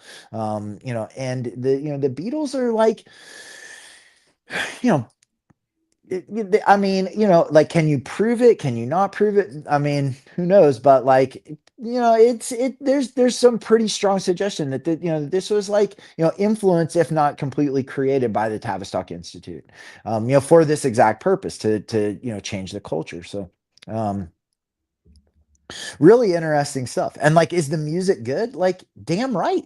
Like, it wouldn't have worked if the music wasn't good. mm, If they sucked, nobody would have yeah. like gotten into it. They had to figure out how to make the most compelling stuff, to get everybody in the world like, oh yeah, we're into this. And with the Beatles, it wasn't just like the drug culture, then it was the like the Eastern religious stuff, and putting that in the new age, that like the like Hindu, like they were into cults. They were following the Maharishi Mahesh Yogi, who like started transcendental meditation, which is actually a really, TM is a really serious cult for like really elite people. And you're talking about like now, I don't know how much you guys know about TM, but I mean, transcendental meditation, it's not just a technique, it's like an actual, you know, religious organization. They're based in Fairfield, Iowa. They own the entire town. And you know, it's like people like Oprah and Tom Hanks, and David Lynch was like, you know, the biggest proponent of TM. And you know, all of these, you know, like really, you know, serious people. The Beatles were like the first people to introduce him to the Western world. So it's really interesting, you know. Well, you know, I mean, you know how many levels it was working on, you know, where, you know, it's you know, religion, drugs, you know, like aesthetics, clothing, you know, the hair, you know, people started wearing their hair like this because Yeah, of the Beatles, you know. Like that's right. it didn't happen before that on a mass scale. You know, Beards and you maybe had like, you know, the beatniks and, you know, things like that, but those were really like, you know, niche, like fringe, you know, elements. Those, that was not like in the mainstream of culture. I mean, it happened because like the Beatles came out on Ed Sullivan and they were wearing their hair shaggy, is why, you know, like people started doing it. Yeah. Yeah, it's really interesting how these cultural shifts happen. Have you guys are you guys familiar with a woman called Michelle LeMay? She's like a high priestess Lamy, of Michelle Holly. Lamy. Yeah. So she is really good friends with ASAP Rocky. Here, I'll just share my screen here for a She's second. gnarly, dude. She's really Let's see gnarly. here. And And just so what's her the husband's audience name can see the is Rick Owens. Like they're really like deeply connected in the fashion world. yeah. Yeah, so this is her, and she's like involved with a lot of uh, people that make music. And she's clearly like what's her deal? basically she's a Okay, satanic priestess essentially, Oh but yeah. she's involved in the music industry that heavily, and makes she sense. influences Music and fashion. Big time yeah. in both. Fashion. I mean, just look at this. I mean, that's clearly a demon sitting next to her, right? You Yeah, know? So it's like these are the kind of people that are and her and Marina Abramovich are like totally Marina, yeah, connected, both of them. the Yeah, spirit cooking yeah. lady. She was in the the whole Pizzagate thing. If you go down that rabbit hole, she was the Well, one that was doing the spirit cookings and she's the mentor to like Lady Gaga and Mhm. yeah, Jay-Z, and like, you know, I mean, you know, both of them are like these, you know, spiritual, you know, like witch, demon channeler, you know, high priestess, you know, they're both of extreme influence and in those industries. And you know, with sorry, I lost my train of thought here a little bit, but yeah, you bring up a really good point. I mean, like this is who's like, you know, grooming, you know, the artists is I was gonna say Marina Abramovich, you know, is also really connected, since we were talking about Outcast before, with Andre 3000, who was, you know, oh a right, new yeah, Wabian cult member. right. He's totally connected with Good Marina point, dude. Abramovich. So Good um point. Crazy. Wow, man, that's wild. um Adam, do you want to jump into the Iran war for a few minutes? I know you Yeah, wanted to I talk think about yeah, yeah, we got off on a tangent here, but I think it's really good. those Really are good fun though, side. man. Yeah, those are good. Yeah, it is. it's not so much a tangent when you think about like the subject was MK Ultra, and that, like, you know, Yeah, this is, you all know, connect. like Oh this yeah, is the good point. MK Ultra, you know. I Yeah, think good that We're point. was the whole talking point. about what they should have been talking about. That So Yeah. yeah, that's we're exactly. giving it to the people. So Exactly. no, that's good stuff. That's good stuff. I would love to do a another in-depth episode on that, and that would be again, that would be another great uh, topic to bring Dana Duda in on. I know we've talked about bringing her back, so but yeah, no, man, I appreciate that, Hadsburg. We love your insight, man. We're To be honest with you, that's like a big reason why I was hoping that we could make sure to have you here when we were talking about that, because I know that's it's one of your jams, man. You know you know the shit, so you know the names, you know where the bodies were buried. So before we move on, can I just ask y'all one thing about this that of course. that I'm like this is really on my radar in terms of like the programming, and I have not quite figured it out yet, but there's something going on. So y'all have seen this whole stuff with like the fruit, the like the pineapples and the Kool-Aid, right? The DAH BIH GAH, the what? No. oh, come on, Meme? y'all. Is this a meme or something? Yes, this is like the most like viral trend like in the last month. Sorry. When people put pineapple in with Kool-Aid and eat it, is that what you're talking about? Yeah. So they you guys have seen this, right? Where where you sprinkle Kool-Aid on a pineapple? No. Okay, so it's like, all right, in the like urban, culture zeitgeist, whatever, like, it's like in the Black community mostly. Okay, I was gonna say it's a Black thing, right? Yeah. So they're taking these like jars of pineapples and like in the juice or whatever, and no, it's the spears. It's the pineapple spears. Type in DAH BIH GAH DAH BIH GAH, and you'll see what I'm talking about. I mean, I'm surprised you guys haven't seen this stuff. Yes. Okay, so this is what I'm talking about. All right, this is it. So it's these jars of pineapple spears. Yes, the kid with the blue shirt, the kid with the blue shirt and the hat. That one, that guy. Okay, this went like insanely viral in the last couple of weeks. And so what he has is it's a jar of pineapple spears that they put a packet of Kool-Aid into and like more sugar. And these things have like, one jar, it's, has like more sugar than like a box of Krispy Kreme donuts or something like that. Oh, all right. But like these videos, I'm surprised you guys haven't seen this. Like these videos are going so insanely viral, and all these people are like selling these jars of pineapple on, the original video, and this kid is like completely autistic, right? He's this little like wigger kid, he's probably like 12, 13 years old, and he's like that bit GAH, like that's the meme. That bitch gas. That big gas. Okay. And I'm telling you, this is like the most viral thing ever, like right now. And these things are like, it's really disgusting. But so it's like they're promoting this like total degeneracy, with like this food thing. But and people are like selling these jars of like Kool-Aid pineapple spears on like Facebook Marketplace. We did like 11 million views. 11 million views. See? Like this, but anyways, so there's this thing about the fruit and like the sugar and the Kool-Aid, like this really gross, like diabetes, inducing stuff.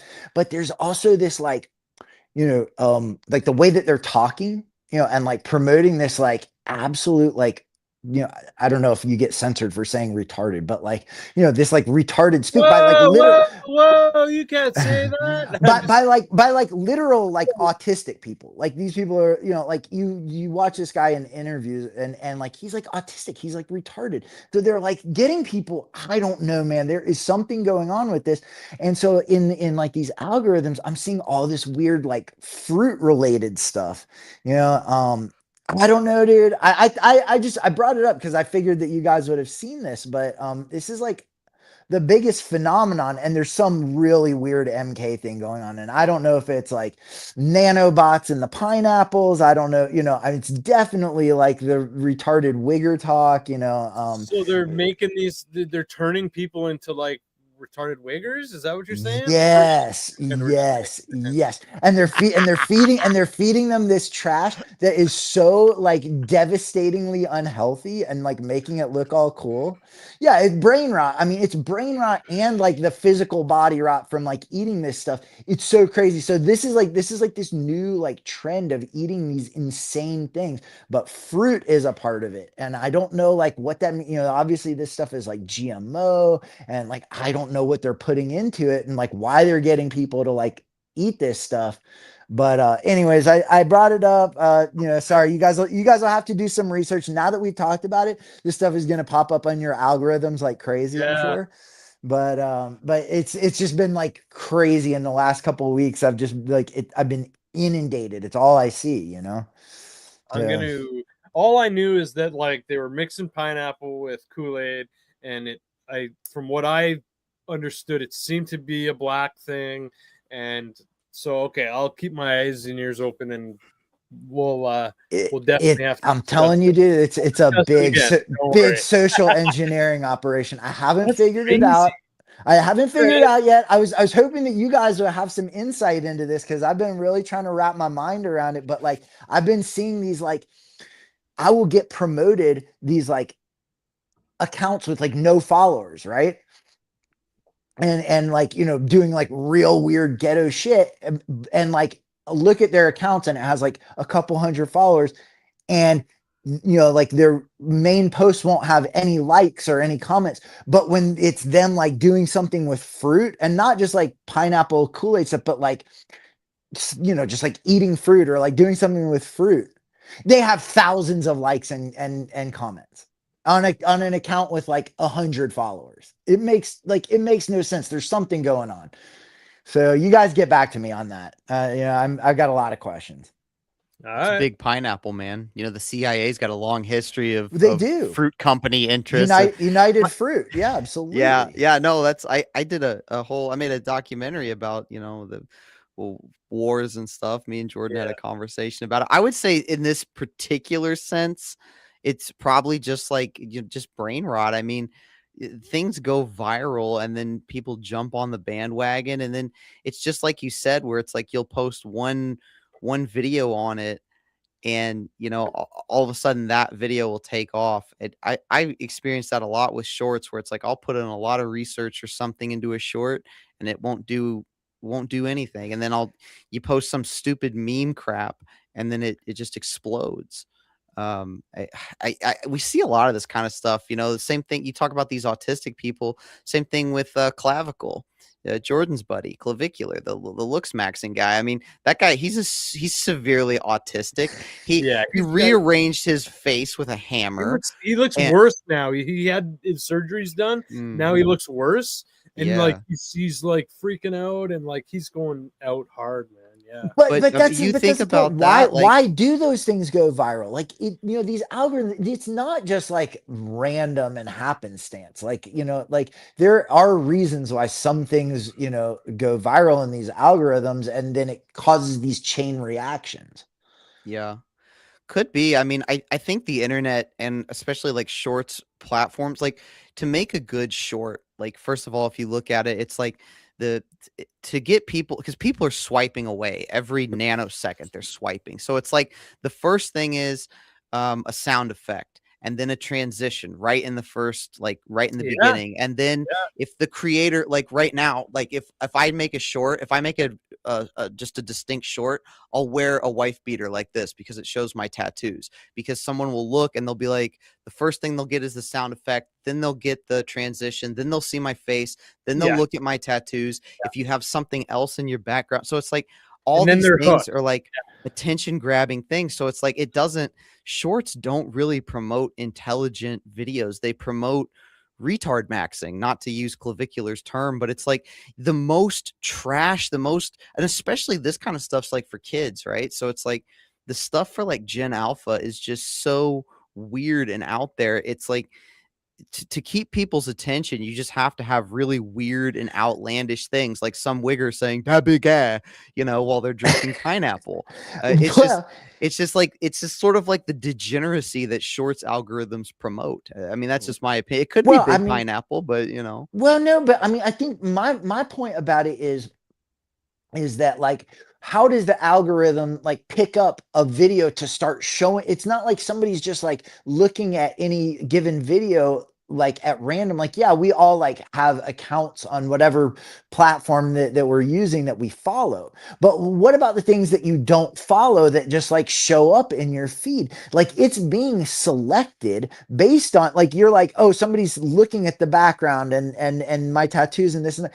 Or is it that the algorithm sees, oh, he's got these things in the background, he's got these tattoos, this algorithm is written to push something with those features onto that person's feed? Like, that's actually how it works. Like, it doesn't just like show up on its own. If you're not like, if I'm not like following Da Big Gah, you know what I mean? Like, why did I see it in the first place?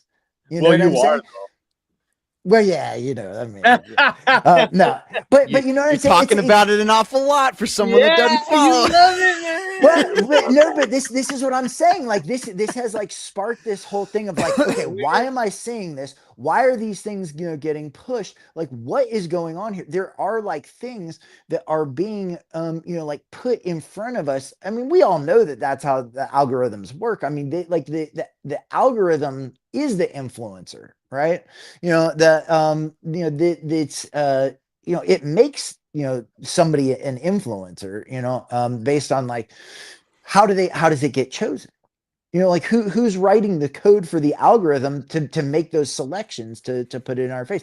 I think that this is like a huge topic, and I'm really glad. I actually was like wanting to talk with you guys about this, because like I think that this is really serious stuff. Is like, what are these algorithms?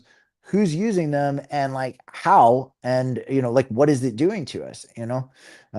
Like, the people that are writing the algorithms are like Alphabet. The Alphabet's run by the CIA. Meta is DARPA, like CIA, whatever, right? Like, I mean, whoever's running the social media platforms, like, those are the intelligence agencies are behind them. So that's where the algorithms are coming from. Yeah, I would I'll double down on, I think it's just like short form video content degeneracy. And like, we haven't really had short form videos for very long. I mean, when did they come around? Like 2019? It's like they I really feel it's kind of like a Well, what race about, to I the don't know bottom about, in what terms about of, Vine? There's a Vine's yeah, been around for a Vines on YouTube, while. but it wasn't like scrolling. You still had to like Oh, you're pick and right. choose Yeah, like you're right.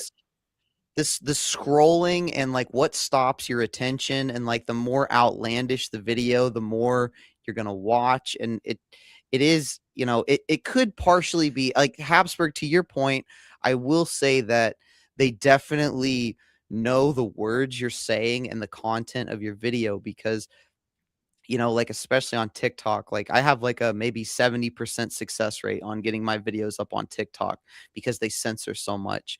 Or even if you do get your video up, even if you have hundreds or thousands of followers, it might do very poorly because of what you're talking about. I mean, there definitely is content moderation in there, and they don't actually tell you how these algorithms work, because the whole goal of the algorithm is to beat AI content. It's to beat people taking content and repurposing it, right? Like, you could just screen record a video and then put like a laughing emoji on it, or you do something to distort the screen to fool the content recognition. So like, they don't tell you how the algorithms work, because they don't want people to be able to circumvent them, to just like record content and re-upload it. Because if something goes viral once, it'll go viral again. What do You you mean by they don't want? Because, like, I mean, how do we know who they is and what they do or don't want? like when they don't want us to know how the algorithms, like the No. like, When you're saying like they don't want this kind of content, or they want this kind of content, like, who do you think they is? The the people Jews. that yeah, the Jews, the course. people that run the platforms, they don't want you to fully know how the algorithms work, Well, because I've tried to find who out runs the platforms? The Jews. yeah, I mean, you know, Mark Zuckerberg and you know, Sundar Pichai, and you know, I mean, I mean, does Mark Zuckerberg really Epstein's buddy. run? Does Mark Zuckerberg really run Instagram? I mean, do you think that it's like Mark Zuckerberg's like calling in and being like, "All right, that big gat this week. All right, it's the Pineapple Kid." You know, like, is it Mark I Zuckerberg? I Like, think Mark really? Zuckerberg sits there at his computer and every short form video comes across the screen and he approves or disapproves. But I mean, so like, here's the thing though, is like, you know, legitimately, like algorithms, you know, like come from like code that humans, you know, like there is a source of like Mhm. where this algorithm is generated from.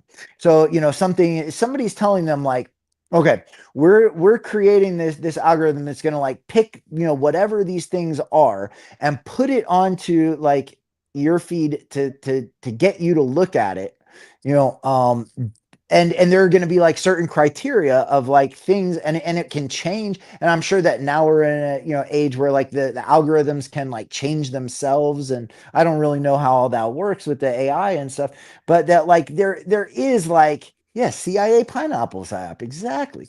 You know, but right, you know, it's like the algorithms are like coming from, you know, some kind of like human source at the very like, you know, beginning, at the, you know, like at the start, right? There So definitely somebody's is like, we want them to do this, you know. there definitely is a huge social engineering possibility from algorithms. And like if you just look at like you know, influencing culture, it's like the ultimate psyop, like what videos would be pushed out and why.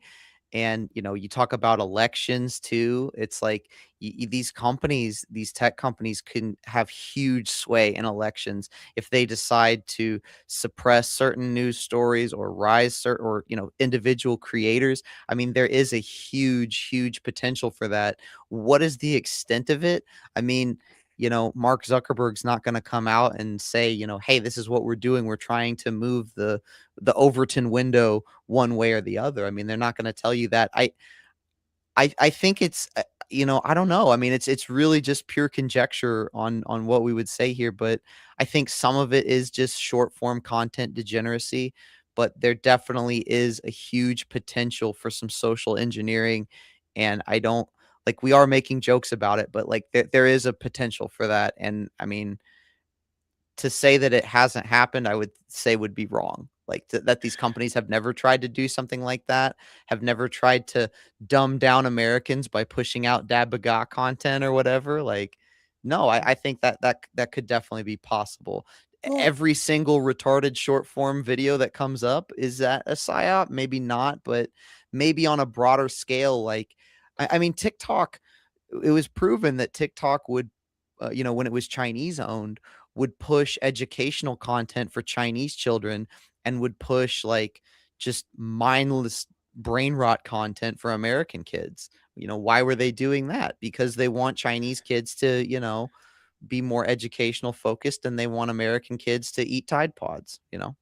well, and right, and what I'm saying too is, you know, I think that it's not all just random, and it's not just like for mind rot for the sake of mind rot. Like, I think that there are, you know, I think that this is the, you know, again, you know, this is the MK Ultra aspect. And you know, I think it all goes back to this, you know, programming consciousness. And you know, as much as we were talking about like music and, you know, messaging and you know, like you know, hypnotic, you know, thing, you know, elements of music, that there's like the same elements of these videos, and that there are things in them that we're not understanding what we're actually looking at. And we also don't know like how much of it is AI and how much of it's not. Like, we assume that big guy, that kid is a real kid. What if he's not?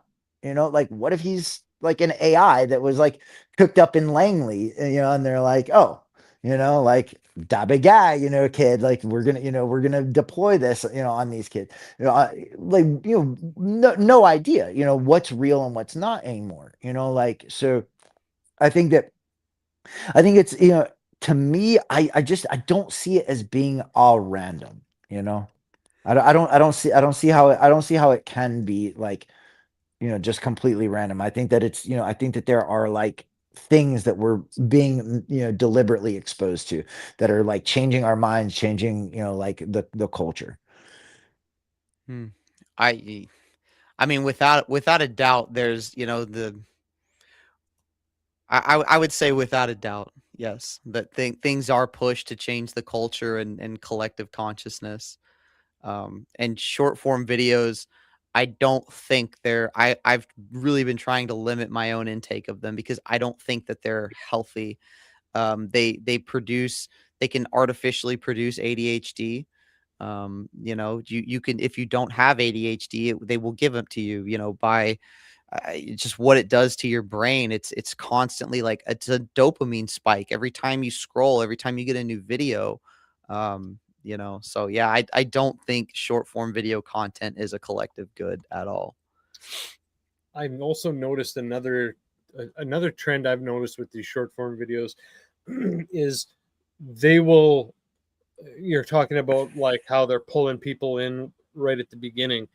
Sometimes they won't do the sound and all that. Sometimes they'll just throw you the peak moment, the peak second of the video right away. And then goes back, and then you're watching up until that point. Mm-hmm. So that's another tactic where it's like, oh, gee, and then you realize, like, oh, well, I mean, I have already seen the good part. Like, why did I Yeah. even sit through that whole video? It's interesting. It is. And I mean, even if you do something just as simple as like zooming in on your face, like if you put a slight zoom to it, you don't realize the zoom could be so slight, but it's like because you're slowly getting bigger, the person who's watching, your brain is adjusting to the changing image, even if you don't realize it's zooming. So it's like it's all about doing things that like, ooh, what's this? Ooh, what's this? Ooh, like sometimes people on the short form videos, they'll be like eating something. That's another tactic. Not only Yes. does the creator look very distinctive, but now they're eating something. So it's like your brain is now like it's about giving the viewer more things to register because every time you throw something new up or you do something new or whatever, CIA Pineapple. Does that guy keep saying that or do you just keep No, throwing up the that's same Jordan keeps fake. putting that up. I Dude, thought this it's person was relevant. just spamming CIA No. Pineapple Psyop. No, yeah, Jordan is spamming. Relevant. All right, guys, it's relevant. Just keeping it. I Yeah. can't. I swear to God, I can't believe y'all hadn't seen that shit. Like it's crazy. Like I didn't know it was dude. this deep. I'm I didn't know it was 40. that deep. Dude, I'm 45, and everybody I know has seen this dumb shit. That's crazy. I haven't man. seen it once. And I am online a lot. I'm shocked. Like honestly, I am shocked. I thought I was gonna bring this up, and everybody's gonna be like, "Oh yeah, the pineapple shit." Like, Yes! oh yeah. No, man. Sorry. Yeah. I didn't know it was that But deep. it's yeah. There's something going on. We're gonna like reconvene on that topic. We can move on. I didn't mean to like derail everything. I just thought that like, No, man, dude, that was good shit. I was like, oh, I'm gonna bring this up, and everybody's gonna know exactly what I'm talking about, and we're gonna have Sorry this to like disappoint, man. Sorry. no, but like now, maybe it's a regional psyop. Maybe it's like just in the Yeah, Pacific maybe Northwest it's or not in our area. something. yeah, It's not a except that psyop. like none of these people are like in the Pacific Northwest. They're all like in Oh. like urban areas with not the demographic that we Oh, have right. here. Yeah. Oh, you mean areas that have lots of Church's fried chickens? Yeah. I see what you're saying. I see what Church's you're saying. fried chicken are not in good locations. If you're around at Church's, you're not in a good part of the town. I'll do And that said, if you like absolutely had to eat a fast food fried chicken, you gotta choose churches, right? Like They Is it are good? good. it's. I mean, I don't eat that kind of stuff, but like if I were gonna have to, if I had a gun to my head, I'd choose churches. You Just don't saying. eat that. You don't eat that black fare. Is that what's going on here? I mean, I'll eat fried chicken all day. I like home cooked. Nice. Yeah. Yeah. Like, there's like, I don't know, in my city, we got KFC and then, I don't know, Mother Brown's or something like that. But KFC is disgusting. Oh, so gross. Tim Hortons. You got a Tim Hortons in your town? We got a Timmy Hose. Oh yeah, we got a Timmy Hose. Well, like the big competition is like churches or Popeyes, right? Churches or Popeyes. We don't. We have Popeyes in Canada, I think, but not in Thunder Bay. They're like head to head is churches and Popeyes. In those communities. Oh, okay. The Adam reference. Gotcha. I'd go churches over Popeyes any day. Popeye's a little spicy. They got a little spice to their Louisiana chicken. I'll be honest with you. Years ago, I the last time I had it. See, this guy knows churches. Big guy. Da big guy. I got really sick the last time I ate Popeyes years ago, dude. I won't lie. Dirty old Shinobi wants us to talk about Iran. Moving on. Okay. So Iran, they're having I noticed that they're having the big funeral procession for Khomeini, and it's like supposed to be in defiance of the U.S. But I mean, I don't know. It's like they're just having a funeral for the guy. But yeah. So Adam, war over? Who won? What are your thoughts? I mean, this seems to just be one big fucking disaster. It's insane. Insane. It was a huge gamble, and the U.S. lost. I mean, in terms of like chess moves, we've put ourselves in a really bad position. So the stated goal was regime change. We obviously didn't get that. Basically, what they tried to do was the first thing that the U.S. did was crash the Iranian rial through currency traders. So the price of the Iranian rial next to other currencies plummeted. They tried to crash their economy, start protests. There were some diplomats, I believe a Dutch diplomat was found with like some satellite phones, and the U.S. tried to orchestrate some protests, and then they thought that would lead to an uprising after the U.S. degraded the Iranian military, which we did. We like wiped out their air force, which was mostly old planes from the Shah days in the 70s. So the conditions were ripe for a revolution, but the people just didn't want it. And I believe what happened, my personal opinion, obviously I'm not an intelligence person, but I believe the Israelis probably told Trump, probably gave him some bogus intelligence that said, if you do these things, Iran will rise up and overthrow the Ayatollahs. That didn't happen. And when that didn't, now we're forced into a state of either you launch a ground invasion, which would probably be extremely costly because, of drone warfare. We saw the Yemeni Houthi rebels were able to successfully harass U.S. aircraft carriers to not get close to Yemen. U.S. warships during this war didn't cross the Strait of Hormuz because for a relatively inexpensive, like $100 drone, you can successfully harass these battleships and aircraft carriers. There's a lot of people now that are saying the aircraft carrier is obsolete because you can't feasibly get close to anywhere with any kind of military. So now Trump had to kind of do some backtracking, and we're doing $300 in reparations that's going to be paid by Gulf states. States that Iran bombed are going to reimburse them. And we are unfreezing assets that have been frozen since the 1979 revolution, which these assets, Jimmy Carter froze these. So we're digging back in our purse to give the Iranians more things. They effectively have control over the Strait of Hormuz now. International law doesn't allow for a full-blown toll, but they're saying they're going to charge a fee for safe navigation of ships. I mean, just some clever wording. So Iran's going to effectively control the strait. And collect a toll. So, and what's crazy too is the spot that the U.S. has put ourselves in.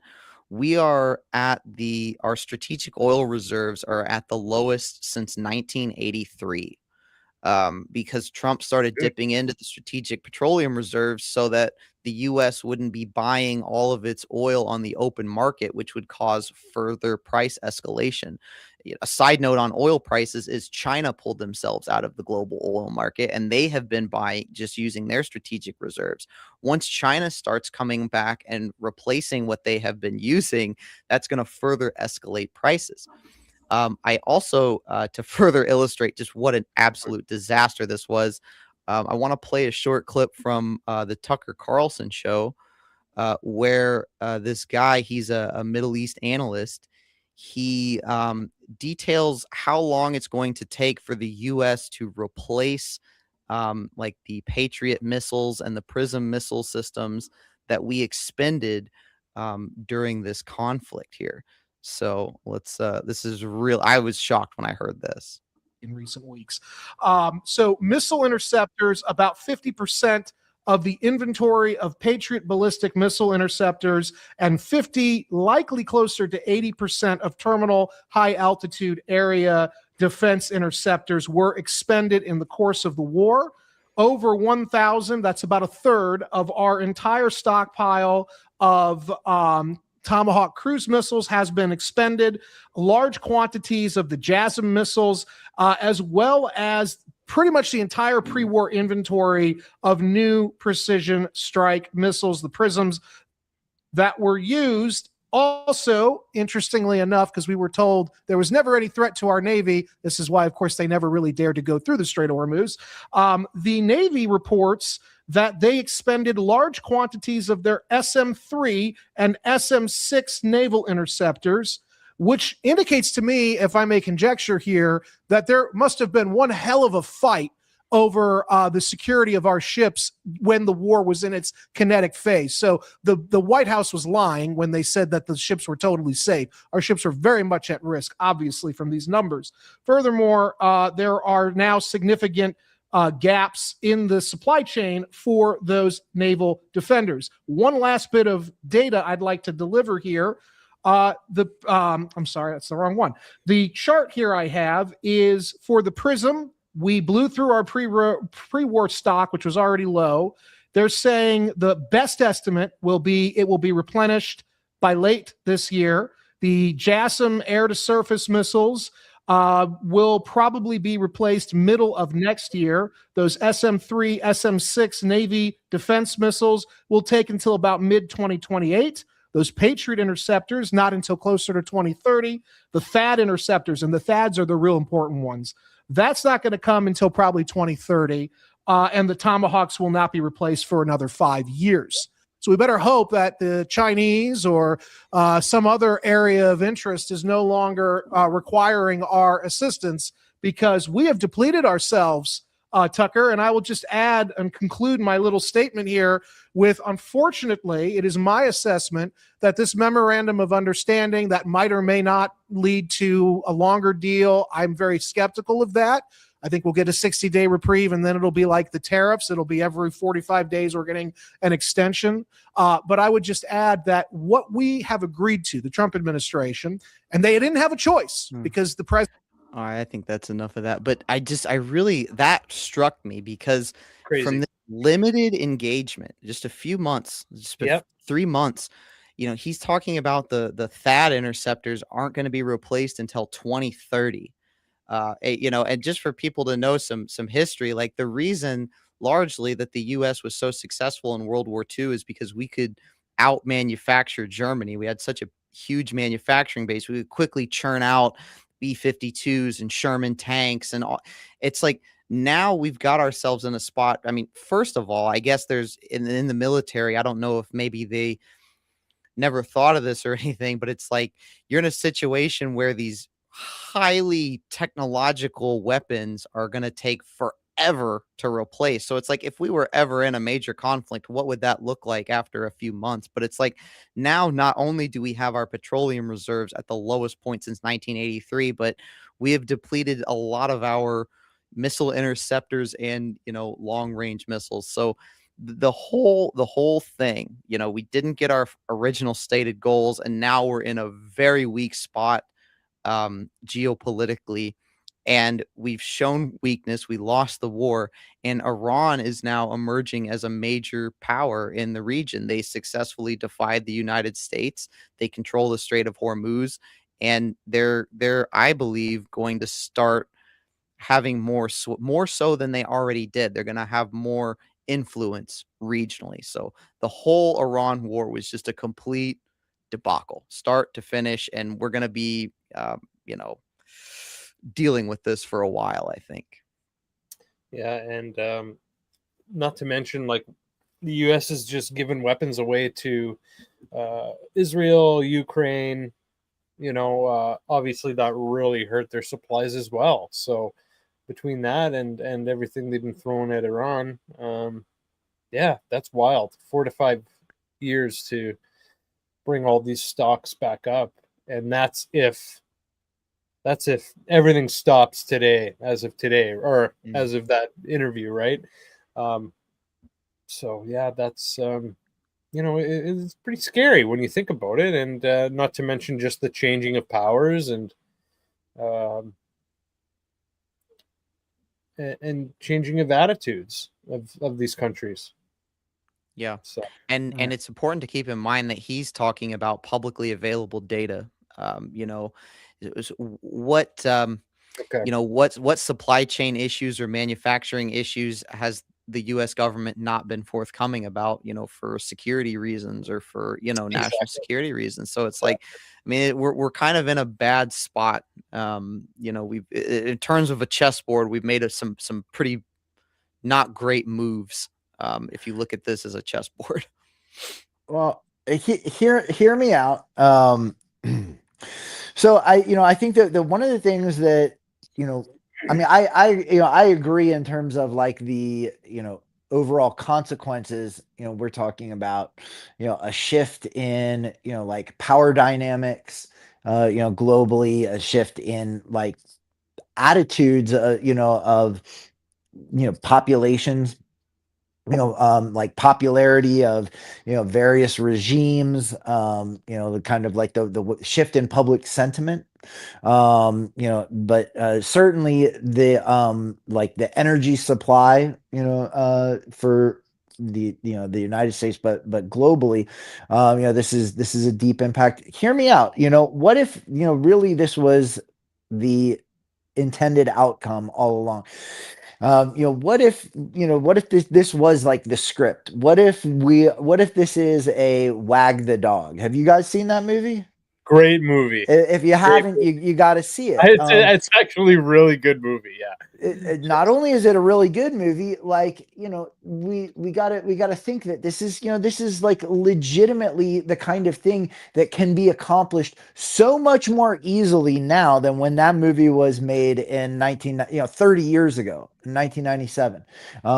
We have AI now, that like to the degree that like we don't really know what, none of us have been over to the area. You can't go over there. You like, we're just, relying on what we're seeing on social media and in mainstream news or whatever. Like, there is no way to like qualify what has or hasn't happened. The outcome is going to be the same, whether there was a real war or not, right? That like the supply, the energy supply, has shifted, that if they've manufactured that, that was the intended outcome anyways. Like, was that not, is that not part of this? Like, you talked about 2030. Like, it's interesting that they brought that date up in, in terms of these analytics about, the armaments, because 2030 is, like an important date for all of these sustainable development goals, and like the UN targets of, energy, and like, cutting off, like, shifting from petroleum based, energies to, these renewables, and things like this that can be controlled in other ways, shifting, to like these, EV systems, like limiting, private car ownerships, things like this. Like, is this not like potentially really like serve that agenda, overall? That like, if we manufacture some kind of conflict and, change the, the access points of like where oil comes in and out of, and put it in like the under the auspices of an adversary, like what does that, like doesn't that really just like accelerate this whole agenda of this austerity and scarcity of oil, like de facto making these sustainable development goals accelerate in terms of adoption? So like that's kind of what I think about it is like what do these things actually serve? Like if the intended outcome like above just like, oh, it's America, Israel, Iran, like what if there is really like supranational forces consolidated at the top that are like, look, we want to like shake up the chessboard, and we want to like reconfigure things. This is like an easy way to do it, and to make it like look like something's happening when something else is happening, you get the same outcome. And people are pissed off. Like this has really changed like the like the political social fabric of certainly of the United States. People like are definitely like seeing things really differently than they were 2 years ago, 3 years ago, right? Like there's definitely like a reaction, and it's changing like public sentiment about trust in the government, and trust in institutions and things like this. Like this is to me like that's what whether like things have really like happened the way that they've been reported or not, like the outcome is the same, and we're like going to suffer the consequences one way or the other. So I just don't think that there's any way to like reasonably like validate any of the claims about what's been going on over there. You know, when we saw like we've all seen the footage now, in retrospect about like the original Gulf War, that like it was CNN was manufacturing so much of that, right? Like so much of what you saw, I mean it like you look back on these clips now, and it was so fake, right? We've all seen those. Yeah. Where they're staging these things, and they're putting on the gas masks, and oh like this just happened, and it's fake, and we've seen it. Well, how much easier is it now? I mean, with AI to like show anything. And we just my point just being is that like I take it with a grain of salt that like anything is happening, because we're experiencing everything through a screen now. So Yeah, that is a fair point. but That is a fair regardless, point. like whether these things like happen the way they're being reported or not, the outcome is like the same, right? Like we're screwed way more. Yeah. And it doesn't matter if it was real or not, and it doesn't matter if those weapons were actually used or not, or if that's just like what's being reported. Like the outcome is the same, as that like there that's like the script that we're going off of now. Like now we don't have the weapons. Now we definitely don't have the same access to energy. Yeah, and it does tie, it's really interesting because it ties into like this wave of anti-Israeli sentiment that's in the US. It's like comes right at a time when so many people, like podcasters, and are talking about this special relationship that the US has with Israel, and calling that out more so than we've ever seen before. And then right on the heels of that, we've got a war where, at the onset of this war, Marco Rubio said, we got into this war because we knew Israel was about to attack, and so we had to get involved. The reason being, they didn't come out and say it, but the reason being is because the US, turned a blind eye. We allowed Israel to steal nuclear secrets from the U.S. Nuclear material was stolen from the U.S. And then we turned a blind eye when the Israel and South Africa tested a nuclear weapon in, I think it was 1979. It was called the Vela incident, but it was picked up on like seismic radar and stuff. So it's like, it's the US's fault that Israel has nuclear weapons. And so now it's our job to make sure they don't use them. That's the, reasoning behind Marco Rubio's statement. So it is interesting that this war happens right on the heels of all this, and it just kind of like fans the flames. It fans the sentiment that everyone's already talking about, which honestly, it shocked me. Like, because you've got the whole country talking about this, and then you've got this thing that's like agitating that conversation.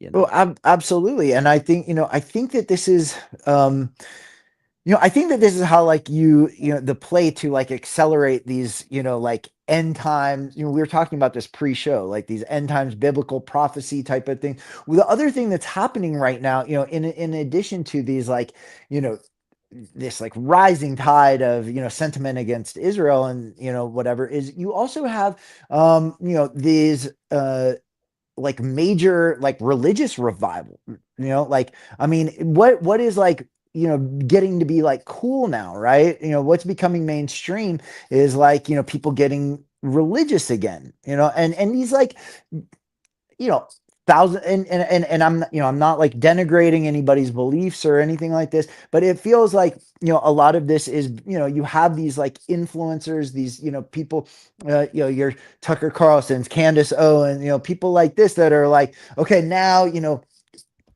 it like we're having this like religious revival at the same time as you're having this like political, like upheaval in that exact region where all of these religions originated from. It feels like there is this like, shift, and it feels to me like a lot of this is being manufactured. And it feels like, even like going back to, October 7th, 3 years ago. Hard to believe that, happened 3 years ago, but that like, like obviously that, that was engineered and like, allowed to transpire. Whatever did or didn't happen, like it was, it was a, an event that was meant to catalyze, this like other chain of events that's gone on since then, right? I mean, Yeah. I think, I mean, it certainly, didn't feel like or seem like that could possibly be an organic attack, on Israel by these, people with, like very, like very limited, technologies against, allegedly the most technologically intelligent, military intelligence force right. in the world. Like, how could they not know that they were gonna, hang Mhm. glide over, these people? I mean, Yeah. it's Run beyond through fires and it's beyond belief. Like, like that event was orchestrated to like, trigger all of the rest of these events. And in the midst of that, like I said, we're seeing this like crazy, I mean, I think you guys know what I'm talking about, this like crazy religious revival, so it seems like all of this is like really tied in on like and the acceleration of all of this technology and the AI and, the UFO stuff. And, so like at what point does all of this come into, like this, the second coming of Jesus or Messiah or the aliens, and, like all of it happening in that exact location, in Israel. And like, what is this really all about?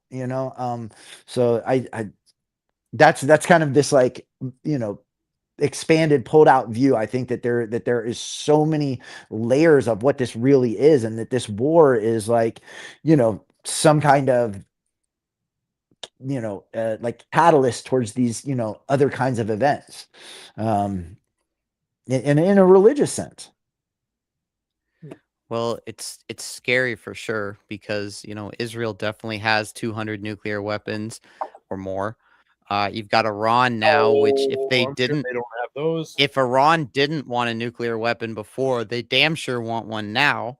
Since the U.S. Yeah. just attacked them. So, I mean, the whole region is even more of a powder keg than it was just a few years ago. And I mean, some of this too, talking about this, in addition to this anti-Israeli sentiment that you have, you also have, I think, maybe people like Netanyahu and Trump are kind of leaning into the anti-Semitism a little bit, because like you had Netanyahu invite all Absolutely. of these influencers out to Israel right after Charlie was shot, and he's talking about the eighth front or the seventh front or whatever, the information wars. He's telling these influencers how Israel needs to buy TikTok. We need to influence X. He's calling them class. He's like, what do you class?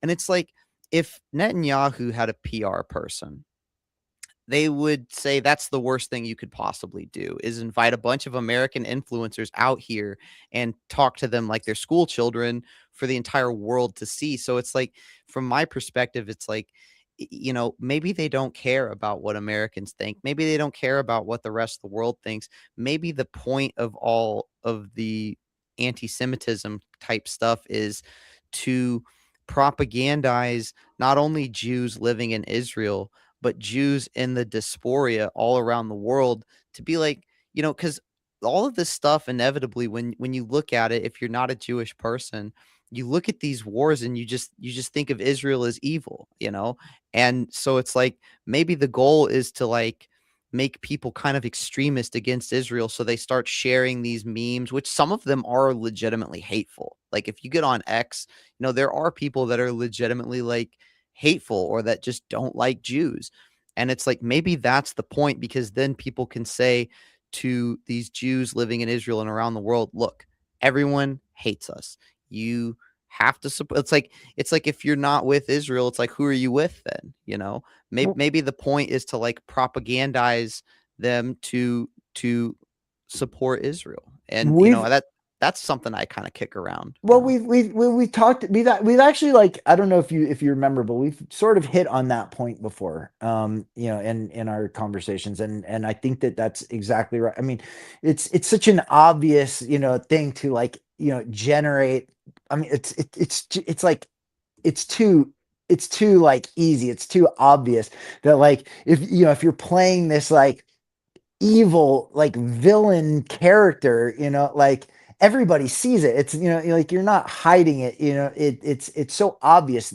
And it's like, there has to be, some element of like, yeah, we want to get everybody mad. We want to like shift the, like the cultural, zeitgeist, and to make it where, there is going, and I think that like, ultimately it's, it's all about these like, configurations of, like whatever type of holy war, is like, at the end game, is whatever, it's Armageddon in the valley of Megiddo, and Gog and Magog, and like this stuff in Revelation and these other biblical prophecies, that like these people, the Jews, the Catholics, the Muslims, the Christians, like everybody has their own version of what that end game is going to be for them, right?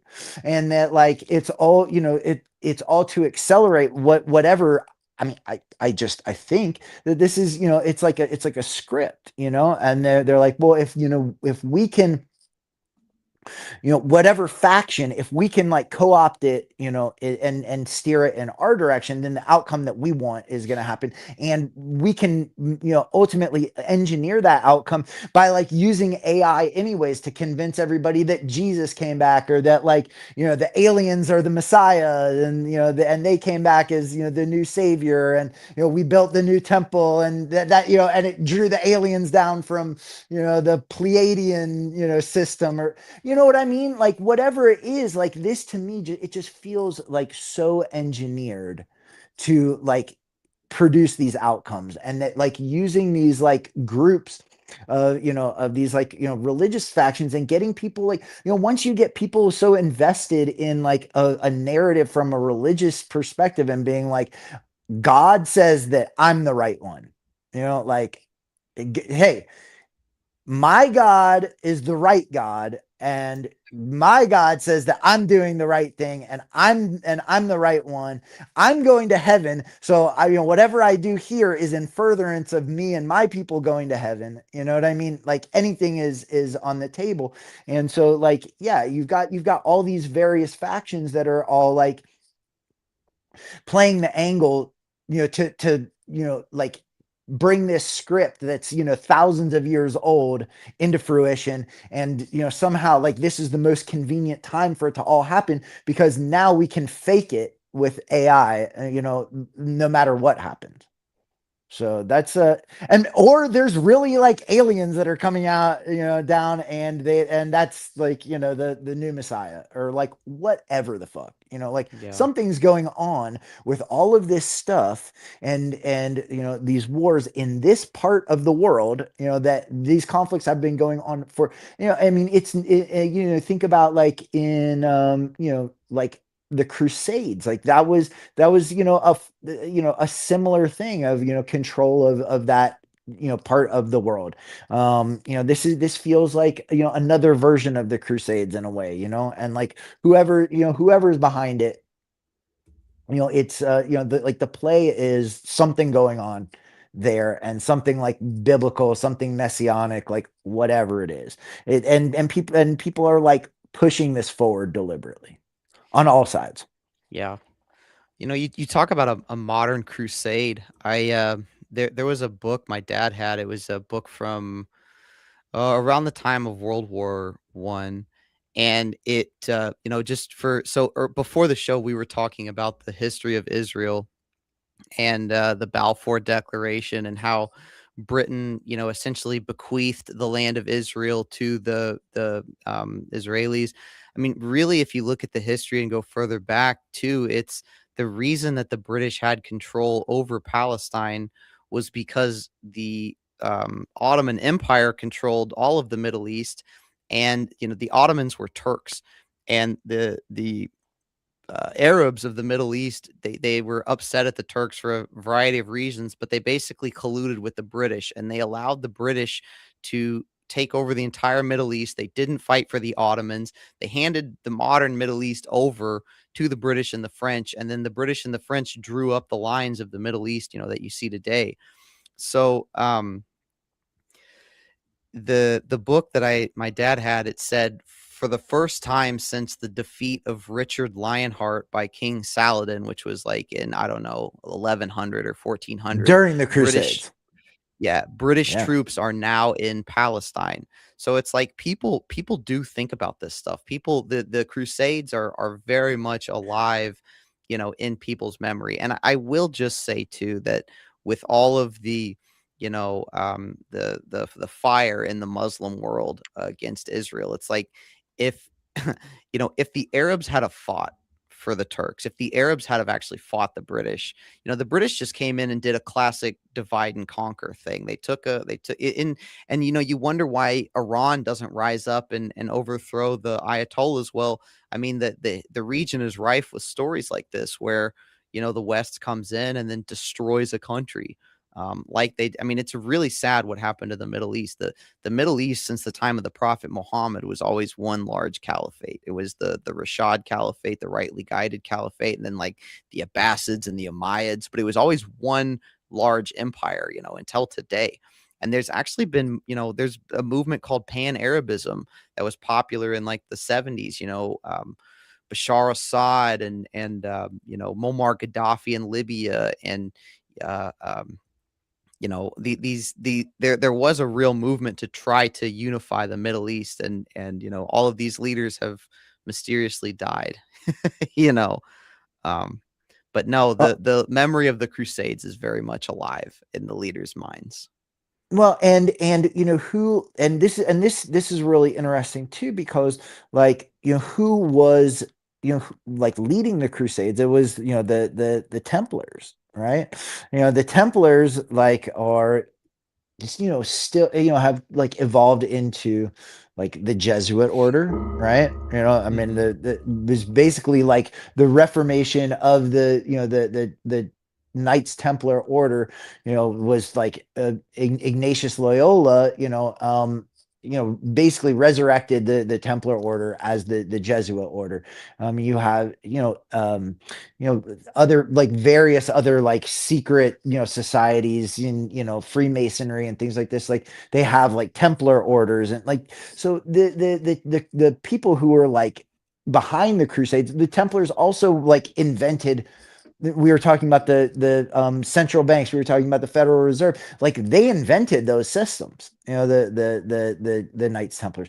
So like, and this is a good point too. Yeah, like about like the Crusades being a means, a vehicle of like destroying artifacts and rewriting history and like who's gatekeeping what narratives and controlling like a piece of land that for whatever reason is like so vital to all of these different you know uh belief systems that like everybody everybody's got to like control this one. And I mean, it's a small ass place in the world, you know what I mean? Well, Like not just that, but like King Solomon's temple, like the actual Right. Temple Mount where the Blue Mosque is, where there's a Christian church right there where Jesus was I don't know, crucified or so. It's like all of these three, it's like this, not just the country of Israel, but this one small, like 1 Exactly. kilometer, like No, tiny exactly, little dude. It's all it is like the epicenter of like everything that's going on. And it just feels like with again when you see that there is this like really big time like religious revival being think like I think that this is like you were talking about the pendulum swinging, right? Like you were talking about like the woke stuff. Like I think that one of the like reasons that this woke stuff was like so heavily engineered was to swing the pendulum to create like this cultural environment where people were like so demoralized by seeing all this like depravity and like degraded stuff. And like like say like in 2022, like the peak of like the really gnarly like pride like June 2022 was insane. And are we agreeing on that? Like that this was like that was like peak of like the pride woke culture, more or 2022. less. Like yeah, let's say like like what we saw going on in these like every city in these parades in June of 2022 for that month, like radicalized people. And that was like the peak of all of that, in the wake of like, all of the COVID crazy stuff, in the wake of, the BLM stuff, like, it culminated, this like cultural, milieu, like culminated in like this insane, like pride stuff, with the kids at the at the pride parades and the drag queen story art. Like 2022 I think was the peak of that, and since then I really feel like you've seen the pendulum shift to where like people are like, no, we're going to church, we're going, we're reading the Bible, we're doing this because this was so unwholesome, this was so satanic that like the answer is obviously to become religious. I mean, dude, like I experienced it in my own life. I'll be honest with you. Like, things got like, so crazy where, like I was like, wow, I think I need to like look to some kind of, religious sort of like institution or tradition to like, combat whatever's going on. I was also living in Portland at the time, so it was like really like the peak, but yeah. Pride but parade I every week. Yeah. I mean, it it was as crazy as it got, but you know what I'm saying? Like you're like, okay, what's the opposite of that culture? Like the pendulum switch, shift is like, this other like, religious austerity, and to like form community, it's also like a communal thing, right? Like, we're gonna, we are alienated by, what's going on in our communities, on this side. We're gonna go and like join together with other like-minded people in these, religious communities that are against that. Yeah, I myself, same thing, you know, like I've helped my buddy clean out a storage unit. I found a Bible and, you know, I was like, oh, you know, do you mind if I have this? He was like, no. And I started reading it. It would have been, you know, around that same time, a little after. I do think there is you know, and we see this pendulum swing a lot. You know, you have Reagan in the 80s with this conservative movement, and then you got Bill Clinton in the 90s, and then back to the Republicans. And, you know, one side just blames the other. And, you know, really nothing changes at the end of the day. Nothing, you know, you talk about, you know, Habsburg, you brought up, you know, was the war even real? It's like, sometimes I think about shit like that. It's like, you could, you could live your whole life and not know about the war in Iran or, you know, any of these foreign entanglements or whatever. It's like, whoever's in the White House, it's like, how does it really affect your life? Like, it doesn't. If we invade Iran or we don't, it's like the price of gas might go up, but it doesn't like drastically affect what's going on in your life. You know? Or in a lot of ways it does, whether you know it or not. You know what I mean? Like whether you're like engaged in it, like the circumstances that are like, you know, dictating, you know, how much you pay for things, you know, like what things are available to you, you know, like where you can and can't go, you know, like stuff like that. Like it impacts you a lot, like whether or not it's real and whether or not you're like personally engaged in, you know, any like knowledge of it. Like it totally, you know, impacts your direct circumstance to that degree, right? I suppose I just mean like, you know, okay, like let's suppose Kamala Harris got elected. Like, how much different would your life be today? Like, it would probably be about the same. We'd probably still get a war in Iran. Like, Oh, it's like these absolutely. things that we argue about and quibble about and pay attention about. It's like they're you know, a lot of them are just like distractions, you Oh, know? absolutely. And you know, the idea of whoever is like sitting in the White House, like, you know, it's as much of it is about like, yeah, you know, getting people like pissed off at like at that regime, you know, as much or more so of like, you know, people getting like being in support of it. You know, it's like, oh, you know, we're ready for a change. You know, like I remember, you know, 2008, you know, people were so pissed off, right? You know, like after, you know, 8 years of, you know, Bush Jr., like you know, all they were saying was change. Like nobody was like, what's going to actually change? They were just like change.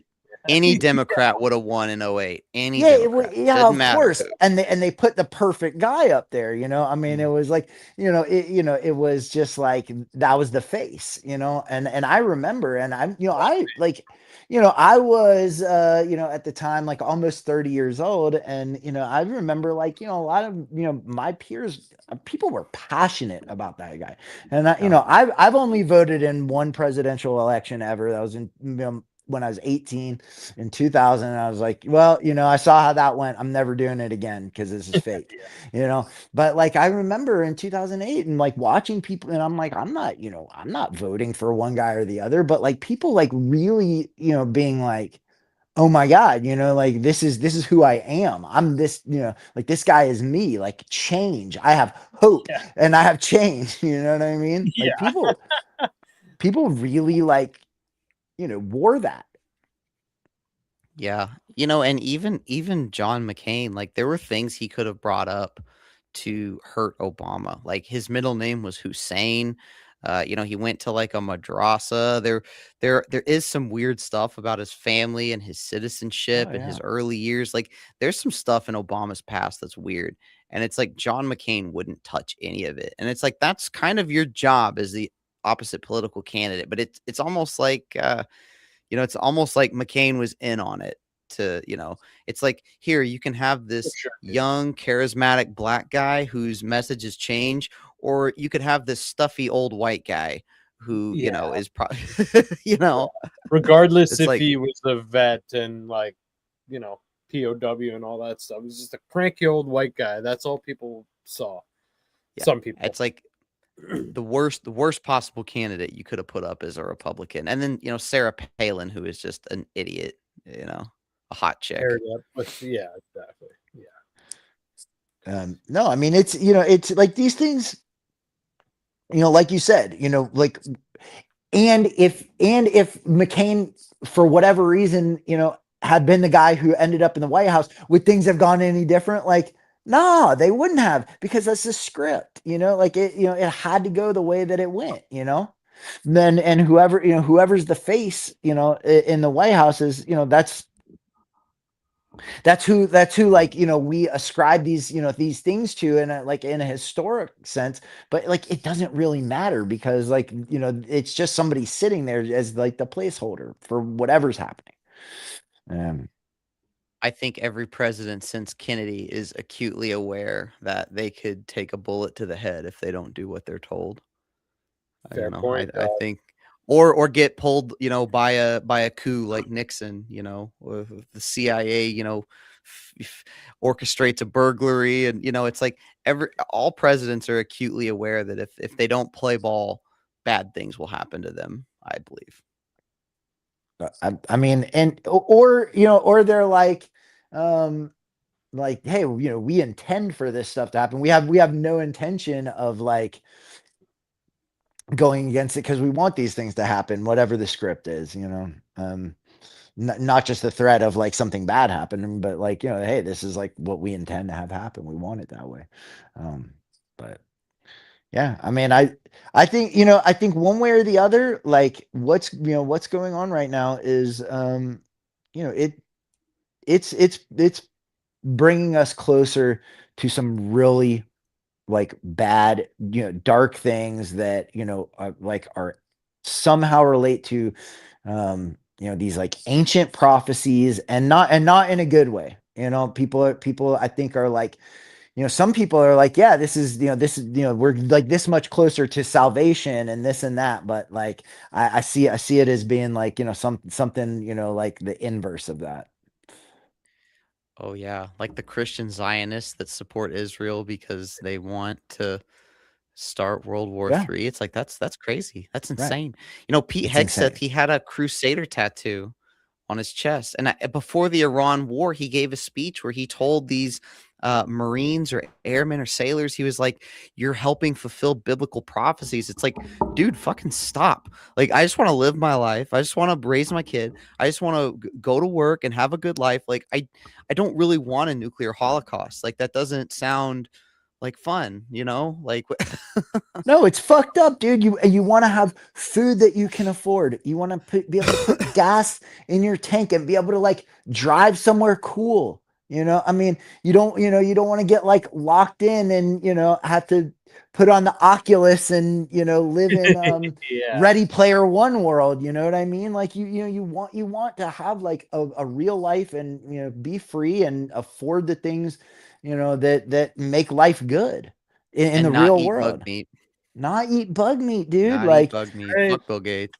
like all of those things, like that's, it to me, like all of this stuff is, bringing us just that many steps closer to those things. And, we think like, well, oh, it's like it, if it, if it's like the UN or the WF or this or that saying like, oh, don't eat meat for this reason, or, don't use gas for this reason. But like, well, if it's because, a war, dictates those terms, and, and we're like subject to them, the outcome is the same.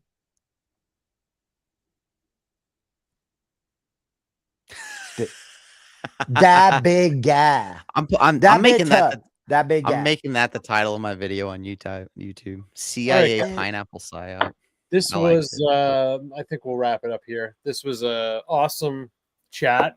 I think we should definitely I know we have a lot going on in the summer, but I think when things cool down, we should try and make this a more regular thing, like a weekly thing, because this is a lot of fun, and I think it's cool. We covered a lot of topics. We'll maybe, if you guys are available, we can do it again next week. I'd love to do that. We did want to get into a bunch of other stuff. We'll save some of it for next time. I just wanted to throw out a few things that I kind of found over today that I wanted to get into. just with Trump and all his bad decisions and losing the war, I just wanted to kind of focus on all this money that him and his family is still making. He was, I don't know if you guys heard, he was gifted this crazy diamond ring from the, what do you call it? The Belgium, essentially, because of they have the Antwerp, the diamond region going on there, and they basically gave it to him to symbolize like the tariff relief because they were having such a tough time, and it's such a blatant, I don't know, it's really unsettling. He made $2 billion last year. Isn't Something that crazy? Isn't the U.S. playing Belgium too right now? About to in the World Cup? Are they?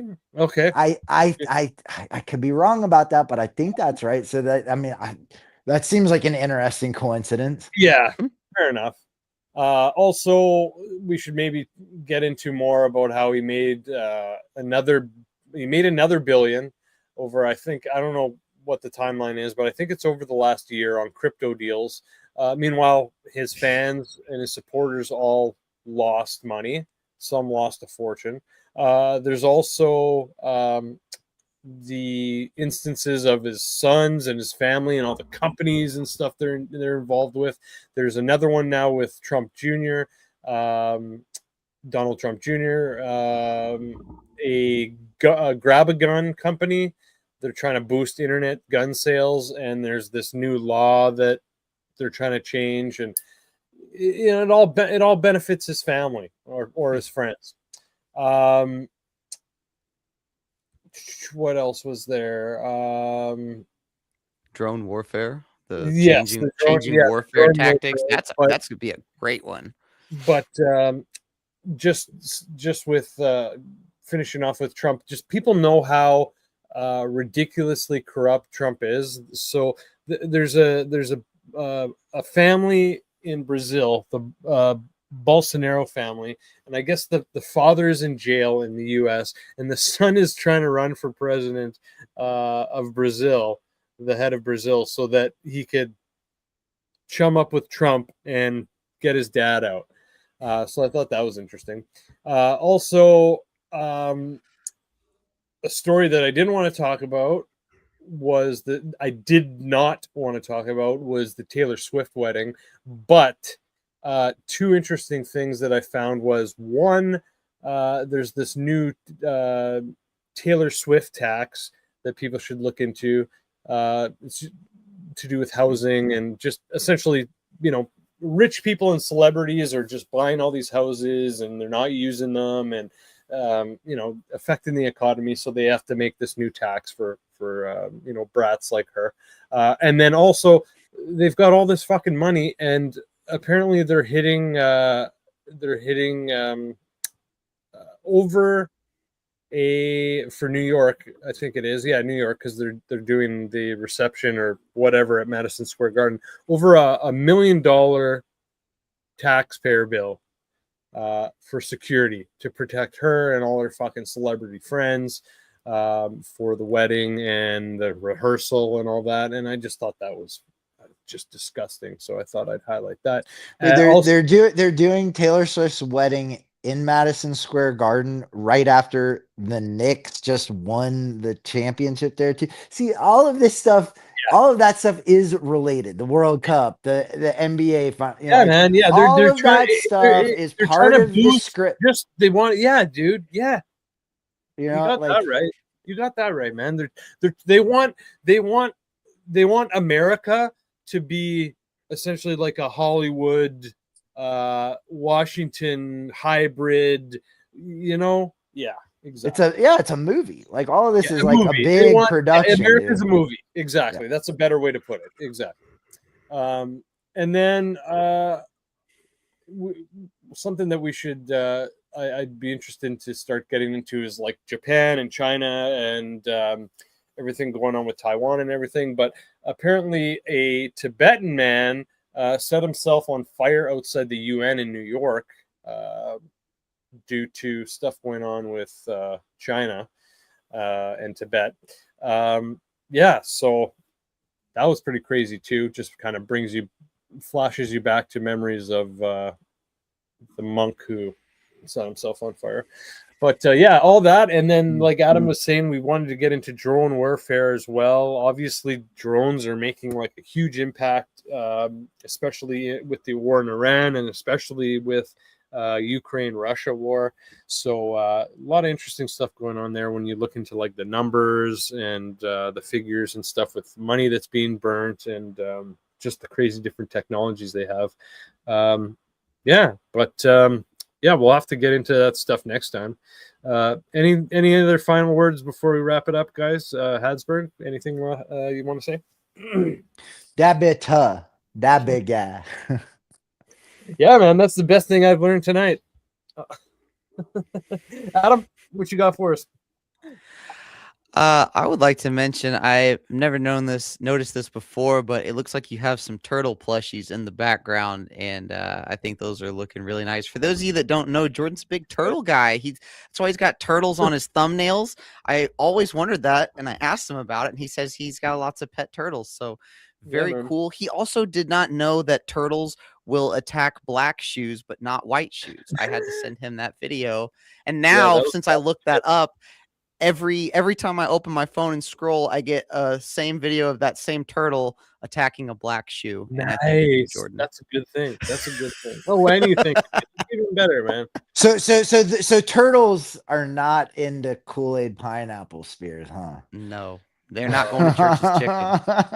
No, they ain't going to Church's Chicken. This was fun, guys. I had a lot of fun. Let's we'll be in touch, but let's if you guys are available next week sometime, let's do it again. Adam, where can everyone find you, man, before we let you go? YouTube, Instagram, Facebook, at The Truth Desk or at Truth Desk. Just look for my Truth logo and you can find me. Right on, man. Well, thanks for your time, buddy. Always a pleasure. And yeah, we'll talk to you tomorrow. And yeah, let's set something up again soon, man. Always a fucking pleasure. Same to you guys, Habsburg, Jordan. Great to talk to you guys. I always enjoy our conversations. Me too, man. Me too. Hey, dude, have a beer and a dog for me, buddy. Okay. Yeah, have a good 4th of July, man. Enjoy the time with your family. I will. I'll have a good Memorial Day, as you call it. Okay, that's enough. All right, take care, guys. It was great. Day there, buddy. Later, dude. All right, guys. That was a lot of fun, man. We'll definitely have to do that again. Make sure everyone to subscribe to Divulgence podcast. Of course, we have the iPad giveaway. We're trying to get up to 1,000 subscribers, which I don't know, man. I feel like YouTube's making that a little difficult, if I'm not gonna lie. So subscribe on YouTube. Send the screenshot to divulgencemail@gmail.com and you'll be entered in to win. We also have some runner-up prizes. I was thinking we'd do some books, maybe some different books of guests that have been on the show, or I can give you your choice of a Kubrick Criterion collection, something like that. But yeah, also if you anyone you want to refer, I'll give you guys 5 bonus entries in addition to them being entered. So yeah, man. Third prize is Kool-Aid pineapple jars. Yes, yeah. Oh, there you go, man. There you go. You get to pick the flavor, and Habsburg will set you up because I don't know if we have all those crazy fucking flavors here in Canada. I don't think you can get them. Oh shit, yeah, dude. That's definitely like a US op. That's it. Yeah. It's exotic. Yeah, man, big time. That's crazy, dude. Oh, just slurping that. Oh, crazy, man. You haven't tried it. You haven't tried that. No. Good. No, Okay. I like pineapple, but sure. I'm gonna get an organic pineapple and cut I actually love pineapple too. I always core it and like I cut it into the spears and everything. So And pineapple is already very sugary and sweet, man. So Dude, it's like it's the sweetest, like, you know, it's, it's crazy. you It's got know, some, yeah. So I don't know. you don't need to doctor it up. But Yeah, it's almost worse than the Tide Pods, in my opinion. Holy cow! oh, it's yeah, oh, it's the next phase of Tide Pod. But I'm telling you, dude, you're gonna see this everywhere now that I mentioned. We're gonna have to revisit it Yeah, because probably. it We goes a will. little deeper. There's Definitely. there's another layer to it. And we'll get into that. All right. I guess that's it. Other than you can also catch us on Rumble, Spotify, Apple, wherever you guys get your podcasts. Thanks to everyone in the audience in the chat. Had a lot of fun in the chat today. And just to help us out in the those algorithms that we talked about, throw us a thumbs up, a comment, a heart, or whatever it is, whatever app or platform you're on, a 5-star review. It all helps. Yeah, I think that's about it, man. Anything else, Habsburg, before we wrap her up? No, man, that was fun. It's cool and just sort of like have a free flow. Yeah, man. Yeah. I agree. Cool, man. All right. Thanks to everyone, and we'll catch you guys next time. Peace and love.